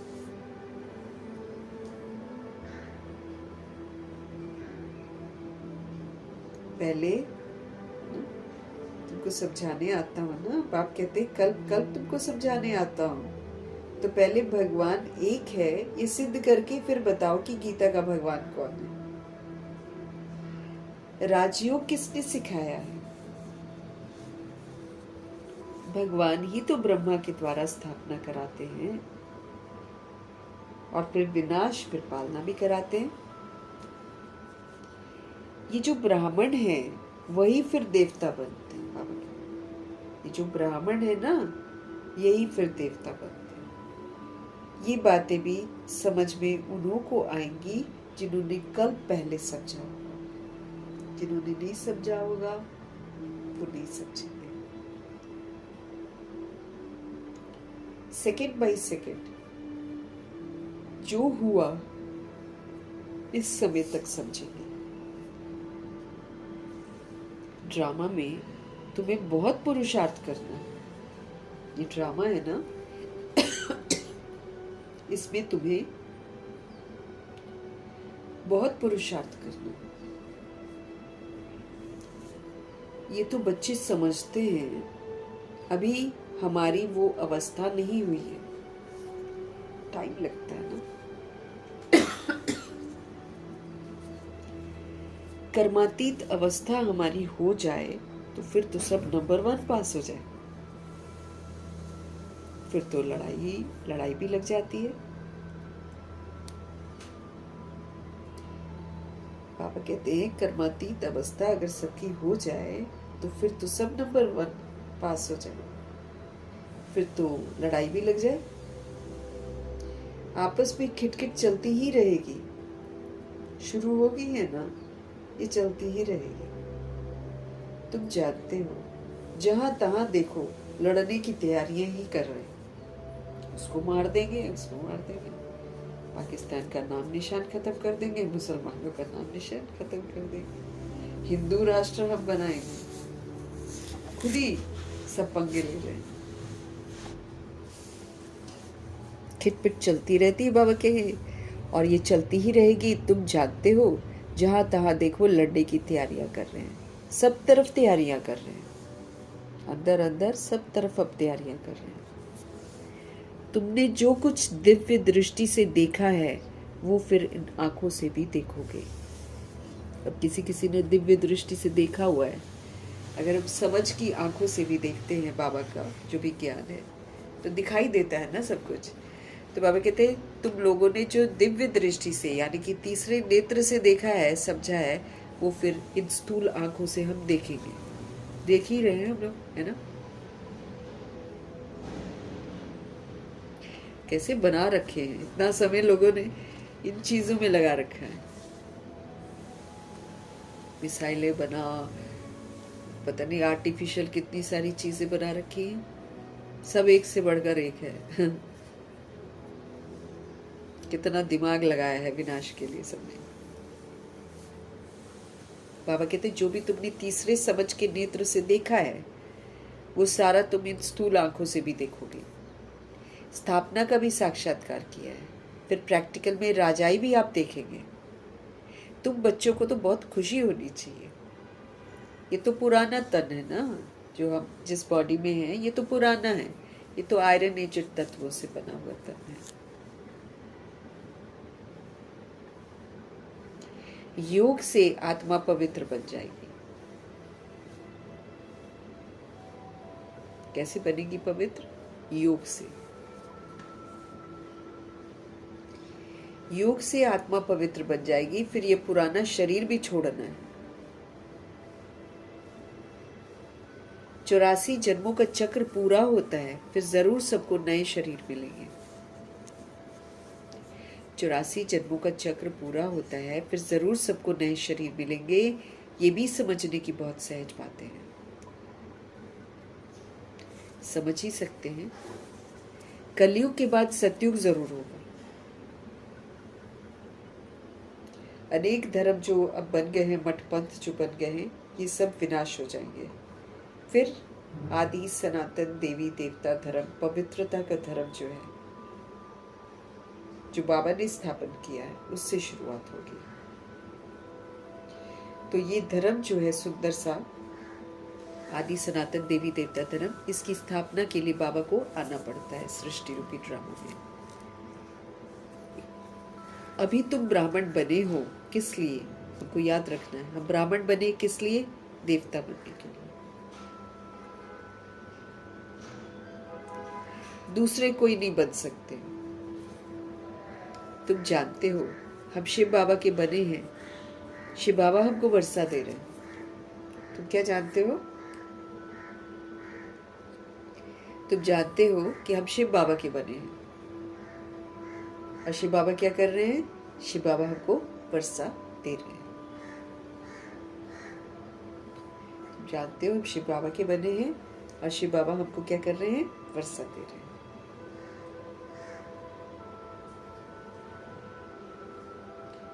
शिव जयंती माना ही भारत को वर्षा मिला। शिव जयंती माना ही भारत को वर्षा मिला।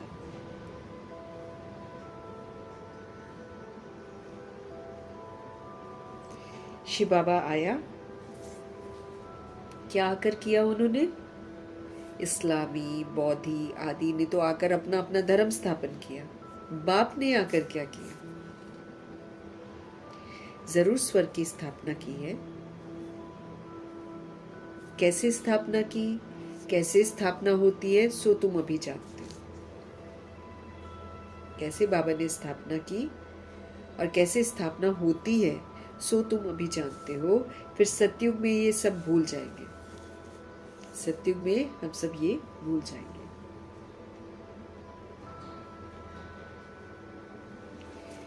ये भी समझते हो, ये भी समझते हो 21 जन्मों का वर्षा अभी हम ले लेते हैं।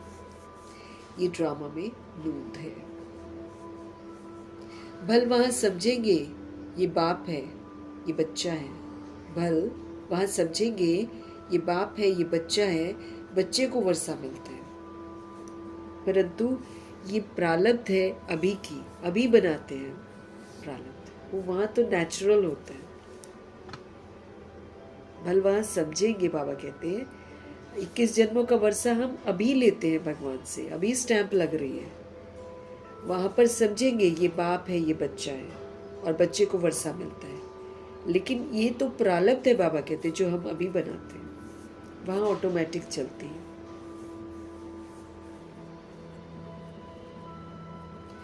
परंतु ये प्रारब्ध है अभी की, सच्ची कमाई करके 21 जन्मों के लिए तुम वर्षा अभी पा रहे हो।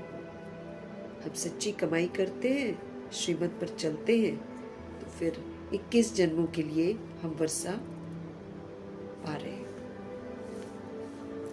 84 जन्म तो लेने ही है, उससे थोड़ी छूट सकते हैं। 84 जन्म तो लेने ही है, सतो प्रधान से फिर सतो रजो तमो में हम आएंगे। सतो प्रधान है ना, सतो प्रधान से फिर सतो रजो तमो में हम आएंगे।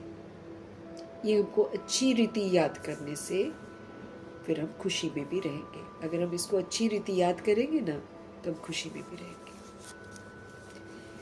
समझाने में बड़ी मेहनत लगती है, खुशी रहती है। बाबा कहते समझाने में बड़ी मेहनत लगती है, लेकिन जब समझ जाते हैं ना तब बड़ी खुशी होती है।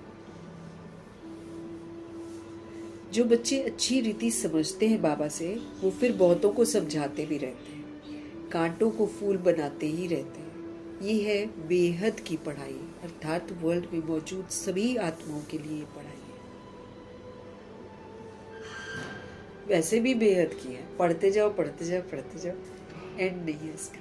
इसको हम कहीं भी समेट नहीं सकते कॉपीज रजिस्टर्स में। बेहद की पढ़ाई है, पढ़ते जाओ और राज निकलते जाओ, और पढ़ते जाओ और राज निकलते जाओ। सागर है ना परमात्मा। वर्षा भी बेहद का मिलता है, फिर इसमें त्याग भी बेहद का ही है। जितना त्याग करेंगे उतना भाग्य बनेगा। फिर इसमें त्याग भी बेहद का है, सब कुछ छोड़ दो और सब कुछ पालो। जैसे ब्रह्मा जी ने सब कुछ छोड़ दिया और सब कुछ पा लिया, ऐसे त्याग है। फिर यहाँ पे जितना त्याग उतना भाग्य। खामखा की जो रस्सियां हमने बांध रखी हैं उसको हमको खोलना है। जैसे जैसे खोलते जाएंगे फ्री होते जाएंगे, प्रभु से जुड़ते जाएंगे।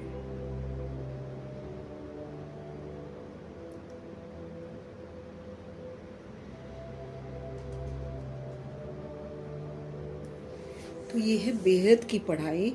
वर्षा भी बेहद का मिलता है यहाँ पर, फिर इसमें त्याग भी बड़ा बेहद का है। गृहस्थ व्यवहार में रहते सारी दुनिया का त्याग करना है आपको। हम गृहस्थ में ही रहेंगे, लेकिन बुद्धि से त्याग देना है। वो दैहिक रिश्ते निभाना है और भी अच्छे से निभाना है। जब ट्रस्टी बनेंगे तो अच्छे से निभाएंगे, क्योंकि फिर हम सेवाधारी बनकर रहेंगे। नहीं तो ऐसे तो अकड़ जाते हैं, है ना। हेड ऑफ द फैमिली जो कमाएगा वो अकड़ता है, हम कमाते हैं, दूसरों पर हुक्म चलाता है। लेकिन यहाँ पर क्या है कि गृहस्थ व्यवहार में रहते सारी दुनिया का आपको त्याग करना है। अब दैहिक रीति से नहीं रहना है, वहां पे ट्रस्टी बनकर रहना है।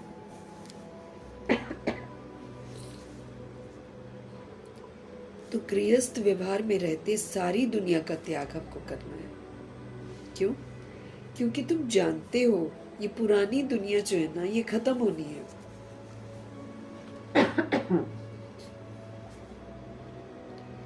क्योंकि तुम जानते हो ये पुरानी दुनिया खत्म होनी है। अब नई दुनिया में हमको जाना है। इसलिए बेहद का सन्यास कराते हैं। हम पुराने को बुद्धि से हटाएंगे तब तो हम नए में जाएंगे ना, क्योंकि नए में जाने के लिए नवीनता लानी है। पुरानी चलन अगर मेरे में होगी, बाबा ने बोला है, पुराने बोल पुरानी चलन अगर हमारे में होगी, पुराने संस्कार अगर हमारे अंदर होंगे, तो हम नई दुनिया में थोड़ी जा सकते। अगर हमको नई दुनिया में जाना है तो हमको नवीनता लानी पड़ेगी ना अपने अंदर। इसलिए वैराग चाहिए, इसीलिए त्याग चाहिए। अब हम नई दुनिया में हमको जाना है ना, इसलिए हमको बेहद का सन्यास करना है। बाबा हमको बेहद का सन्यास कराते हैं कि भूल जाओ इस बेहद के कलयुग को। इसका भी बहुत विस्तार हो गया ना, तो इस बेहद के कलयुग को भूल जाओ।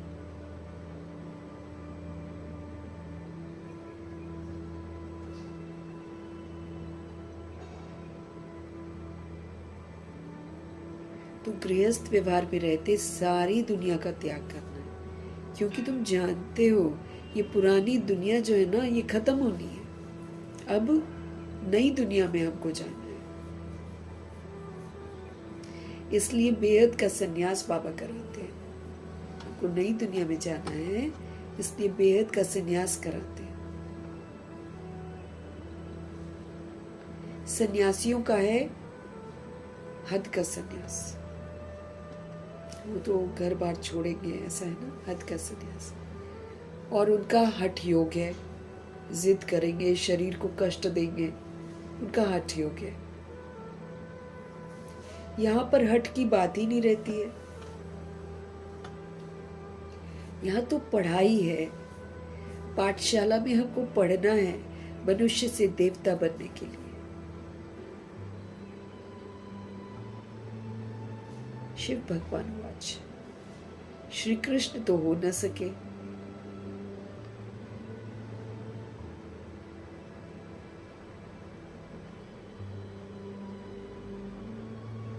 तो मनुष्य से देवता बनने के लिए ये पढ़ाई है। शिव भगवान वाच है, श्री कृष्ण तो हो न सके। उनको हेवनली गॉडफादर थोड़ी कहेंगे, कृष्ण को हेवनली प्रिंस कहेंगे। तो कितनी मीठी मीठी बातें समझने की है, कितनी मीठी मीठी बातें धारण करने की है। दैवी लक्षण भी चाहिए हमको, हमको दैवी लक्षण भी चाहिए।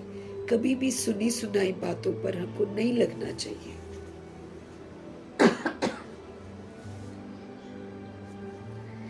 हमको दैवी लक्षण चाहिए, हमारे में दिव्यता हो, हमारे में सत्यता हो। कभी भी सुनी सुनाई बातों पर हमको नहीं लगना चाहिए। जो दुनिया सुना रही है वो हमको नहीं सुननी है। व्यास की लिखी हुई बातों पर लगते लगते बुरी गति हो गई है ना। व्यास ने लिखा, वाल्मीकि ने लिखा, ये सब पढ़ते पढ़ते तो सभी लोग और सबकी बुरी गति हो गई है, दुर्गति हो गई।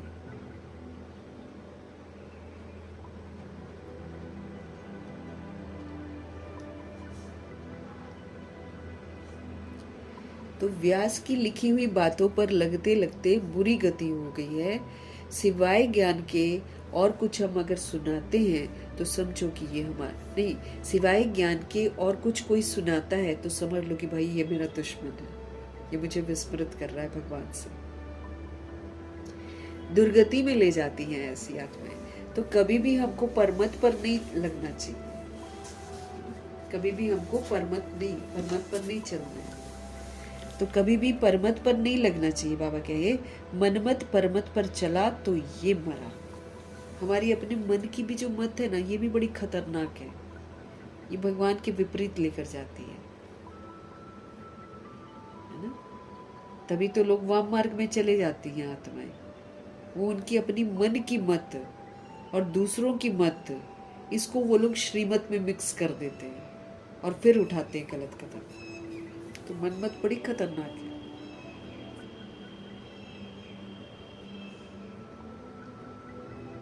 मनमत परमात्मा के रास्ते पर नहीं चलने देती है। अपने मन से चलेंगे, भगवान जो बोल रहा है उस पर यकीन नहीं करेंगे, अपने मन की चलाएंगे, लेकिन वो हमारे लिए एक खतरा है। तो बाबा स्पष्ट कर रहे हैं, कभी भी मन परमत पर नहीं लगना चाहिए। दूसरे जो बोलते हैं ना आजकल, ये करो, ऐसे करो, वैसे करो। जैसे कल कितने सारे लोगों ने एक दिन पहले का खाना खाया होगा भारत में। कहते शीतला देवी है, शीतला देवी है तो गरम नहीं खाना है। देखो दिमाग देखो कैसा लगाया है। गरम नहीं खाना, ताज़ा नहीं खाना, एक दिन पहले का बनाया हुआ बासी खाना है। इससे शीतला माँ खुश होगी। बताओ माँ खुश होगी ऐसे? शीतला माँ कौन बनेगी? भगवान का बच्चा, वो तो ताज़ा खाते हैं। लेकिन अंधश्रद्धा में कौन डाल रहा है? ये जितने भी लोग वीडियोस बना रहे हैं, वहम में डाल देंगे। ये करो, कहते हैं ये नहीं करेंगे ना तो दुखी होंगे बहुत। अगर बासी नहीं खाएंगे तो दुख होएगा बहुत, बहुत अनहोनियां होगी। कुछ भी बनाते हैं और पब्लिक वो सुनकर डर जाती है और फिर वही करती है जो लोग बोलते हैं। व्रत भी रखेगी और एक दिन पहले का बासी भोजन भी खाएगी।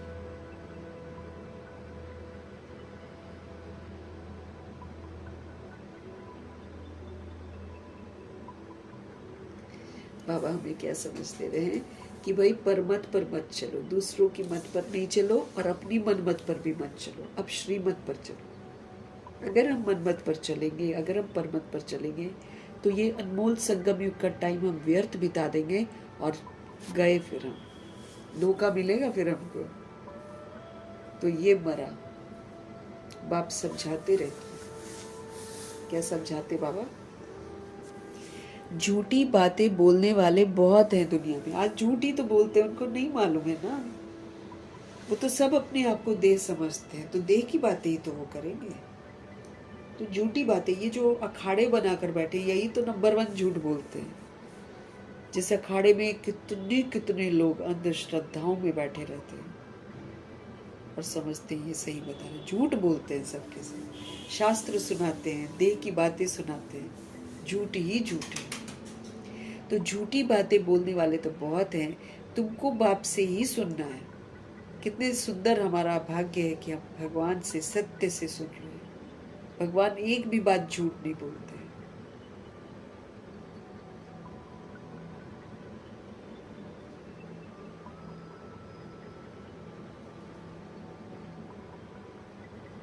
तो बाबा कहते हैं झूठी बातें बोलने वाले तो बहुत हैं, तुमको बाप से ही सुनना है। अब तुम hear no evil, see no evil. बाप दादा आए ही हैं हम आत्माओं के लिए ना। बाप दादा आए ही हैं किस लिए? मनुष्य से देवता बनाने। तो उनकी श्रीमत पर चलना चाहिए ना। एक तो दुर्गति से सदगति कर रहे हैं, एक हमको देवता बना रहे हैं, फरिश्ता बना रहे हैं। हम आत्माओं के हित में सोचते हैं। हम आत्माओं को पाप आत्मा से पुण्य आत्मा बना रहे हैं। हम आत्माओं के विक्रम विनाश करा रहे हैं, कर्मातीत बना रहे हैं। तो जो हमारा शुभ चिंतक है शिव बाबा, उनकी सुननी है ना। बाकी सारी दुनिया की बातें झूठ है, उस पर चलेंगे तो मरेंगे, दुर्गति में चले जाएंगे। अच्छा, मीठे मीठे से खिलते बच्चों प्रति माता पिता बाप दादा का याद प्यार और गुड मॉर्निंग। रूहानी बाप की रूहानी बच्चों को नमस्ते। हम रूहानी बच्चों की भी रूहानी बाप को दिल से, जान से, सिख से, प्रेम से, अदब से, पूरे रिस्पेक्ट से, पूरे रिगार्ड से, प्यार भरी, मोहब्बत भरी, स्नेह भरी नमस्ते और तहे दिल से मीठे परमात्मा जी का धन्यवाद। धारणा के लिए मुख्य सार है, यहाँ बाप समान हमको सुख का सागर, प्रेम का सागर बनना है। हमारे शिव बाबा सागर हैं, सुखों के, प्रेम के। हाँ, तो उनसे लेना है और उनके बच्चों को देना है निमित्त बनकर। सब उनके बच्चे हैं ना। तो हमारा मूड चेंज नहीं होना चाहिए। हमारा व्यवहार में हमेशा सुख होना चाहिए और शांति होना चाहिए, प्रेम होना चाहिए, बाबा का कहना है।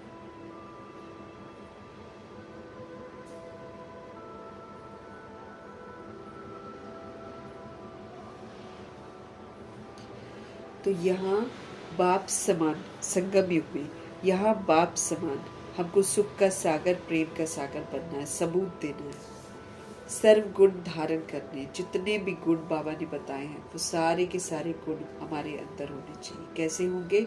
जब हम उसको सबके साथ यूज करेंगे तब होंगे, पढ़ने से नहीं होंगे। पढ़ना है फिर उसको अमल में लाना है। अगर हम सोचे कि हमने पढ़ ली ईश्वरीय पढ़ाई और हम बन जाएंगे सर्वगुण संपन्न, नहीं। फिर टेढ़े बांके इस कलयुग में सतुगुणी व्यवहार करके, सतयुगी व्यवहार करके हमको सर्वगुणों से संपन्न बनना।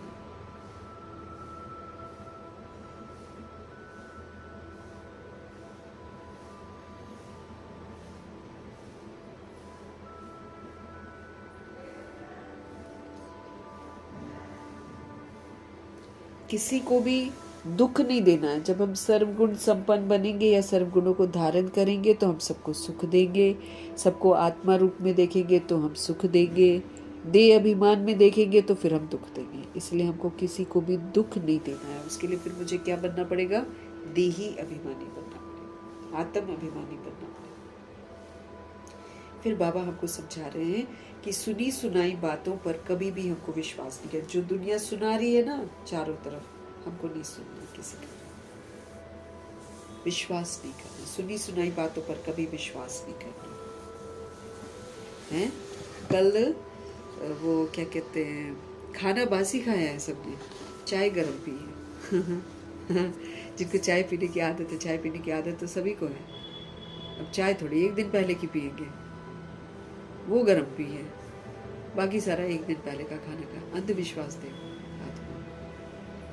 वीडियोस में सुना दिया, ये दिन है, वो दिन है, ये ऐसे करना चाहिए, वैसे करना चाहिए, वो सब लग गए बासी खाना खाने। इसलिए हमको बाबा क्या बोल रहे हैं, सुनी सुनाई बातों पर कभी विश्वास नहीं करना, पर मत दूसरों की मत पर बिल्कुल नहीं चलना। हियर नो इविल, देह की बातें न सुननी, न बोलनी, न देखनी, न करनी, न सोचनी।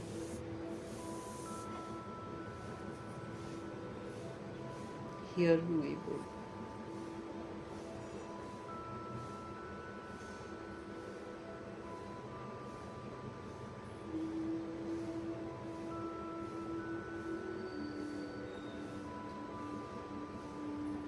तो सुनी सुनाई बातों पर कभी विश्वास हमको नहीं करना है, दूसरों की मत पर बिल्कुल नहीं चलना है, अपनी मत पर भी बिल्कुल नहीं चलना है। अब हमको इविल बिल्कुल नहीं सुनना है, देह की बातें बिल्कुल नहीं सुननी है, देह को देखना ही नहीं है। ये शैतानियत है, ये सर्प है, इसको देखने से हम चंचल हो जाते हैं, रिएक्ट कर जाते हैं, रिजेक्ट कर जाते हैं, कुछ टिक्का टिप्पणी कर देते हैं, और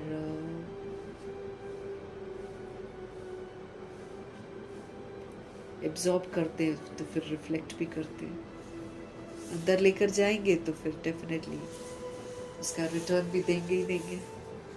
वैसी सोच जैसी चलेगी, उसका सोच का वाइब्रेशन फैलाएंगे। तो इविल नहीं बनना हमको। सदगुरु जी का वरदान, मैं पन के बोझ को समाप्त कर, मैं पन के बोझ को समाप्त कर प्रत्यक्ष फल का अनुभव करने वाले बालक सो मालिक भव। मैं और मेरा, ये बहुत बड़ा बोझ है, दैहिक मैं और दैहिक मेरा। तो ये जो मैंपन है, इसके बोझ को समाप्त करो बाबा कहते हैं। और जब हम समाप्त करेंगे तो तुरंत फल मिलता है, इंस्टेंट फल, प्रत्यक्ष फल का अनुभव करने वाले क्या बन जाओ, बालक सो मालिक बनो। बालक बनकर हमको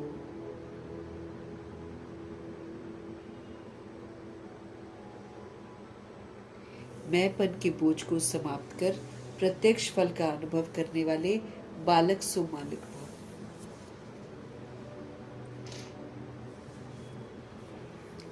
जब किसी भी प्रकार का मैंपन हमारे अंदर आता है तो बोझ जो है ना सिर पर आ जाता है। जब किसी भी प्रकार का मैंपन आता है तो बोझ जो है ना, तो बोझ सिर पर आ जाता है। लेकिन जब बाप ऑफर कर रहे हैं कि सब बोझ तुम मुझे दे दो, आप सिर्फ नाचो और उड़ो, मतलब खुश रहो और ऊंचा पुरुषार्थ करो, फिर ये क्वेश्चन क्यों की सर्विस कैसे होगी, भाषण कैसे करेंगे? आप सिर्फ निमित्त समझकर कनेक्शन पावर हाउस से जोड़कर बैठ जाओ, दिल शिकस्त मत बनो, तो बाप दादा सब कुछ स्वतः ही करा देंगे।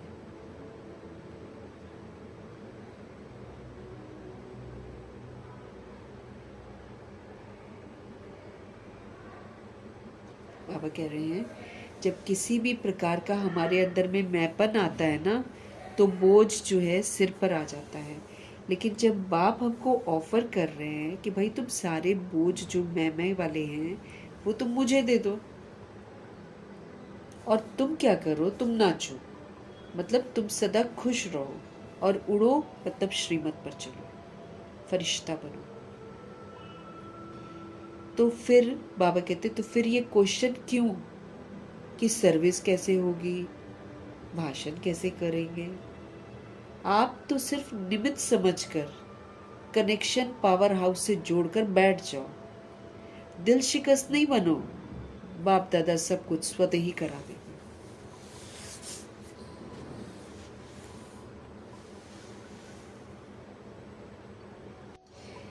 मुझे ये करना है, मैं ये करता हूँ, ये कैसे होगा, वो कैसे होगा, मुझे करना है, मुझे भाषण कहीं जाकर देना है, मुझे सेवा कर। हमारी बेसमझी है, एकदम बेसमझी।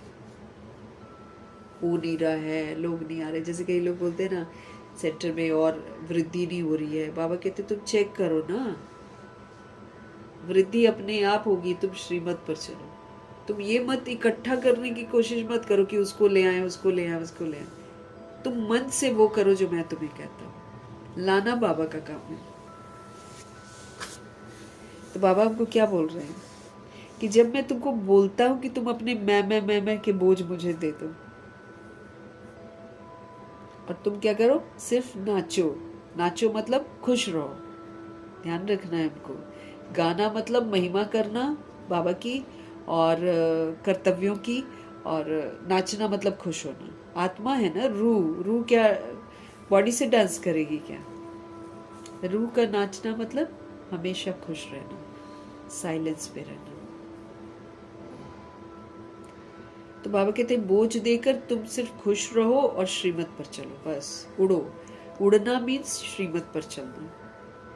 तो बाबा कहते फिर तुम ये क्वेश्चन क्यों करते हो कि सर्विस कैसे होगी, भाषण कैसे होगा, कैसे करेंगे? बाबा कहते आप सिर्फ निमित्त बनो ना, आप सिर्फ निमित्त समझकर कनेक्शन पावर हाउस से जोड़कर बैठ जाओ, दिल शिकस्त नहीं करना। तो बाप दादा सब कुछ स्वतः करा देगा।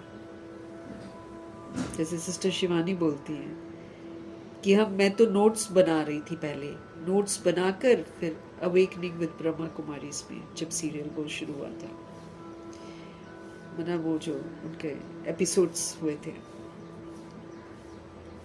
तो नोट्स बना रही थी कि आज ये बोलेंगे, आज वो बोलेंगे। क्वेश्चंस आते थे ना लोगों के, तो ये बोलेंगे, वो बोलेंगे। उन्होंने बताया कि एक भी चीज मैं वो नहीं बोलती हूँ जो नोट्स में लिखा होता है। क्यों? क्योंकि वो जब बैठती है वहां पर सीट पर, तो वो कहती है ना, मैं निमित्त बनकर बैठती हूँ और बाबा को बोलती, बाबा आ जाओ। उसके बाद कहती जो मुख से निकलता है वो इतना अद्भुत होता है कि कहती मैंने फिर छोड़ दिया नोट्स बनाना, कि जो मैं सोचती हूँ वो तो मैं बोलती नहीं हूँ, बोलती तो मैं कुछ और हूँ और वो एक्यूरेट होता है। तो फिर जो बोलती है ना उसके नोट्स बनाती थी फिर बाद में। बाबा करा रहे हैं सब कुछ सुंदर।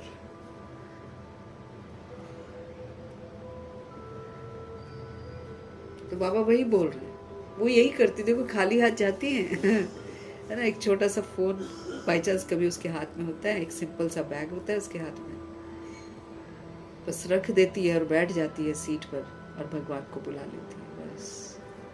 फिर भगवान जी जो बुलवाते हैं वो वहां बैठी हुई सारी आत्माओं को संतुष्ट कर देता है, क्योंकि बाबा ही संतुष्ट कर सकते हैं सबको।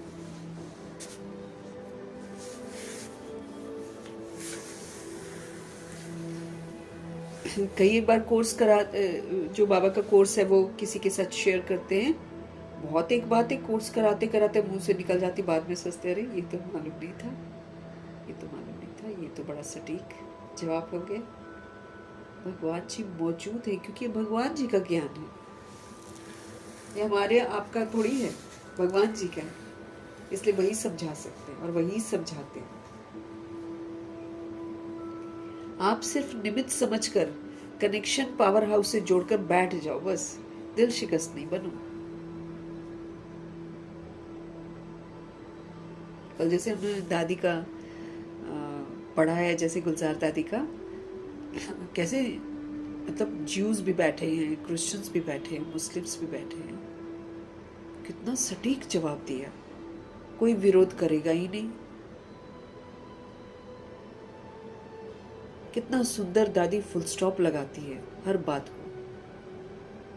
चोट लगी तो फुल स्टॉप, कूलर फटा तो फुल स्टॉप, नाव हिली तो फुल स्टॉप, कुछ नहीं, चेंज भी नहीं, नो एक्सप्रेशंस, एकदम एक्सप्रेशन वैसे कूल शांत वाले एक्सप्रेशन। और कैसे बोला कि हम ये तो नहीं कहेंगे कि उसको ये करना चाहिए, ये क्या करता है या इसका परिणाम क्या होगा। मतलब नो इंटरफेरेंस है ना। जैसे बाबा कर्म में हस्तक्षेप नहीं करते हैं लेकिन दुआएं देते हैं सबको, शुभ भावना शुभकामना। डिट्टो वही गुलजार दादी कर रही है। No questions no corrections. उन्होंने क्या बोला कि हमको ये नहीं देखना है कि वो क्या करते हैं, हमको ये नहीं देखना है कि किसका परिणाम क्या होगा। हम तो सिर्फ ये कहते हैं कि परमात्मा की शांति की किरणें उस तक पहुंचे और वो आत्मा वही करे जो भगवान चाहते हैं, ताकि उसको पता चले कि क्या करना है। कितना सुंदर शुभ भावना शुभकामना। इस विधि से हमको कर्मा के जो हिसाब किताब है इससे हमको मुक्त रहना है। और बाबा ने हमको क्या बोला, जो फुल स्टॉप लगाएगा वही फुल पास होगा।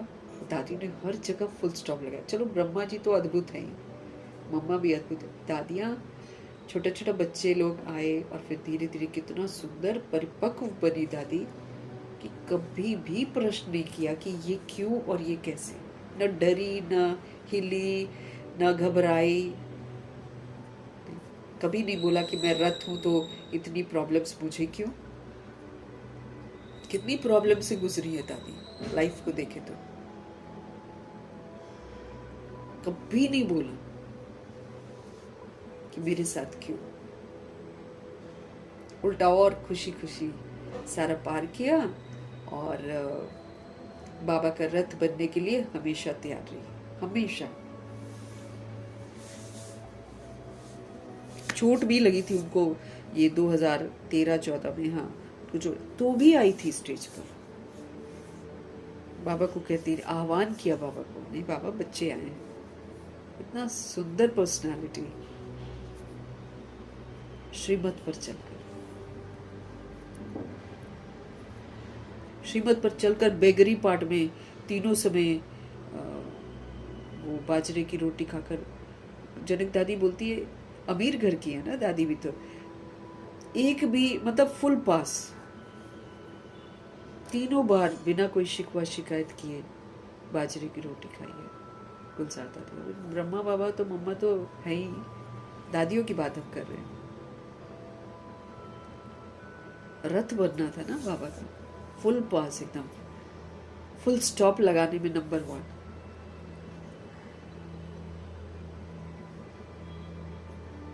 ऐसे ही बाबा नहीं यूज करता ना किसी को, काबिलियत देखकर ही तो यूज करते हैं भगवान। तो बाबा कहते आप सिर्फ निमित्त समझकर कनेक्शन पावर हाउस से जोड़ दो और बैठ जाओ, भगवान जी बुलवा देंगे सब कुछ। दिल शिकस्त नहीं बनो कि सर्विस कैसे होगी, भाषण कैसे करेंगे। बाप दादा सब कुछ स्वतः ही करा देंगे। ये है ही भगवान का कार्य, ये है ही भगवान का कार्य, हमको बस निमित्त बनना। बालक सो मालिक समझकर श्रेष्ठ स्टेज पर स्थित रहो तो प्रत्यक्ष फल की अनुभूति हम करते ही रहेंगे। बालक बनकर प्रभु जी से सुनना है, मालिक बनकर समझ को अमल में लाना है, क्योंकि मालिक बनकर ही कर्म इंद्रियां सुनेगी, मन बुद्धि कंट्रोल में रहेंगे। इसलिए बाबा क्या बोलते हैं, बाप दादा सब कुछ स्वतः ही करा देंगे। बालक सो मालिक समझकर आप हमेशा अपनी श्रेष्ठ स्टेज पर स्थित रहो। बालक बनकर शिव बाबा से सब कुछ सुना और उसको अमल में लाने के लिए राजयोगी बन गए, मालिक बन गए और कर्म इंद्रियों से फिर सारा कार्य कराए। ये श्रेष्ठ स्टेज है।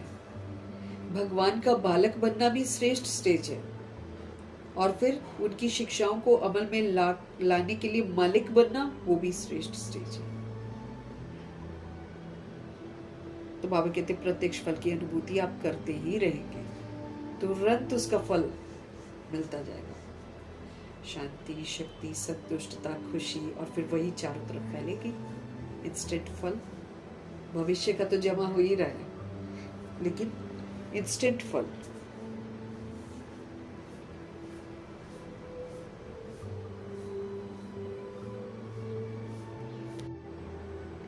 तो बालक सो मालिक समझकर, बालक बनना है प्रभु जी का, और फिर कर्म इंद्रियों से कार्य कराने के लिए हमको मालिक बनना।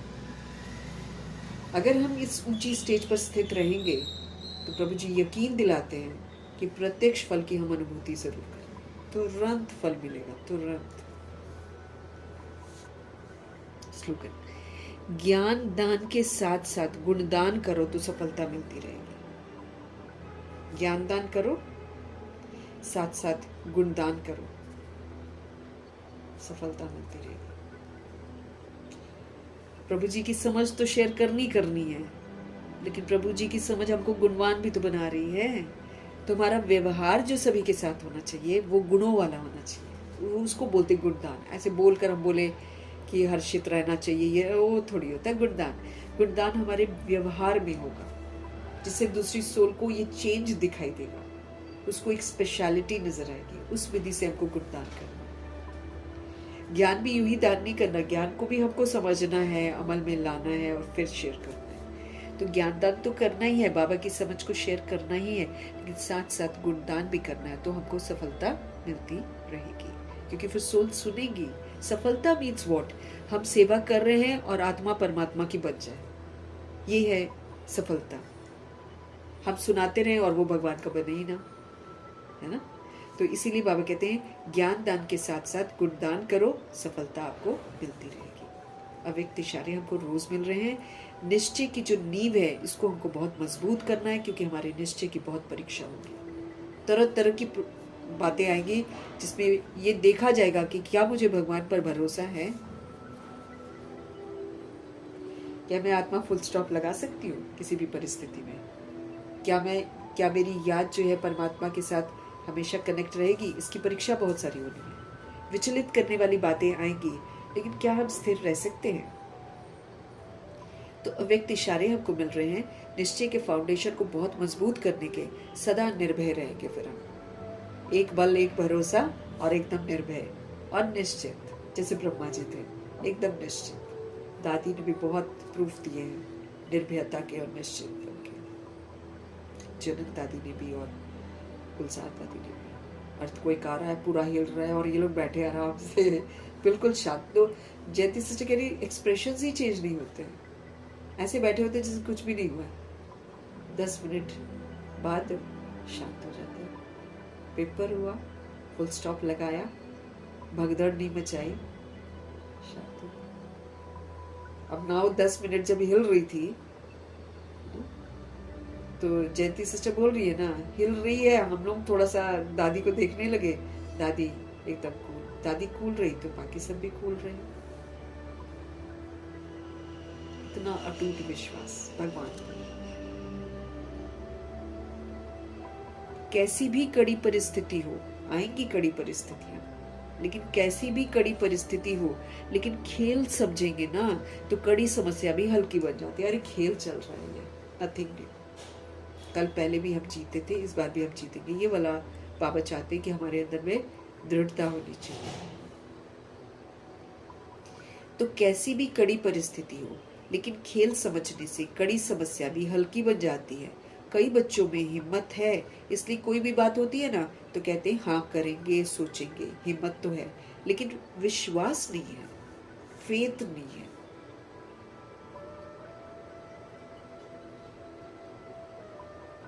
फेथफुल के बोल ऐसे नहीं होते। फेथफुल का अर्थ ही है मन, वचन, कर्म पर बात में निश्चय बुद्धि नहीं। फेथफुल विश्वास का अर्थ ही है मन, वचन, कर्म, हर बात में एकदम निश्चय बुद्धि। उनके मुख से कभी हिम्मतहीन बनाने वाले शब्द नहीं निकल सकते। उनके मुख से कभी भी हिम्मतहीन बनाने वाले शब्द नहीं निकल सकते। तो कैसी भी कड़ी परिस्थिति हो, लेकिन खेल समझने से, अगर हम उसको महज एक खेल समझेंगे तो उससे कड़ी समस्या भी हल्की बन जाती है। कई बच्चों में हिम्मत है, इसलिए कोई भी बात होती है ना तो कहते हैं हाँ करेंगे, सोचेंगे। हिम्मत तो है लेकिन विश्वास नहीं है। फेथफुल के बोल ऐसे नहीं होते। फेथफुल का अर्थ क्या होता है? मन से, वचन से, कर्म से, हर बात में अटूट विश्वास, सब कुछ अच्छा होना। जैसे दादी भी बोलती है ना, सब ठीक हो जाएगा, सब ठीक हो जाएगा। बाबा भी, ब्रह्मा जी हमेशा बोलते थे ठीक हो जाएगा, ठीक हो जाएगा, ठीक हो जाएगा, अच्छा अच्छा। ब्लेसिंग है ये सबके लिए। तो सुधरने वाला नहीं है, ये तो सुनने वाला नहीं है, श्रापित को। फिर नहीं सुनने वाला है ना, नहीं सुनेगा वो। हमें ही प्रॉब्लम होगी उसके साथ फिर, क्योंकि हमने श्रापित किया हुआ उसको। इसलिए बाबा ब्रह्मा जी हमेशा बोलते थे ठीक हो जाएगा, सब ठीक हो जाएगा, सब ठीक हो जाएगा। ऐसे दादी गुलजार का भी हमने पढ़ा ना, सब ठीक हो जाएगा, सब ठीक हो जाएगा।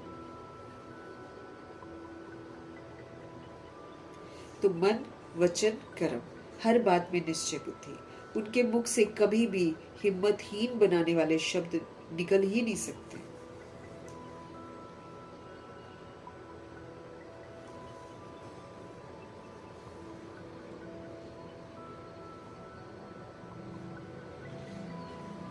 उनके मुख से कभी भी हिम्मतहीन बनाने वाले शब्द नहीं निकल सकते।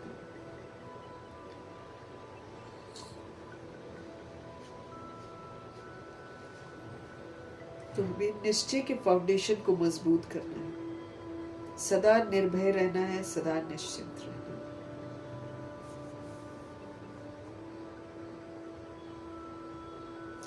मीठी परमात्मा जी की मीठी शिक्षाओं के लिए, समझाने के लिए, हम आत्मा को पढ़ाने के लिए धन्यवाद करेंगे हम उनका। और ब्रह्मा माँ का धन्यवाद, जगदम्बा माँ का धन्यवाद, कुलसार दादी जी का धन्यवाद, अष्टरत्नों का धन्यवाद, नवग्रहों का धन्यवाद, एडवांस पार्टी की सारी सोल्स का धन्यवाद, बची हुई जितनी भी आत्माएं हैं सबका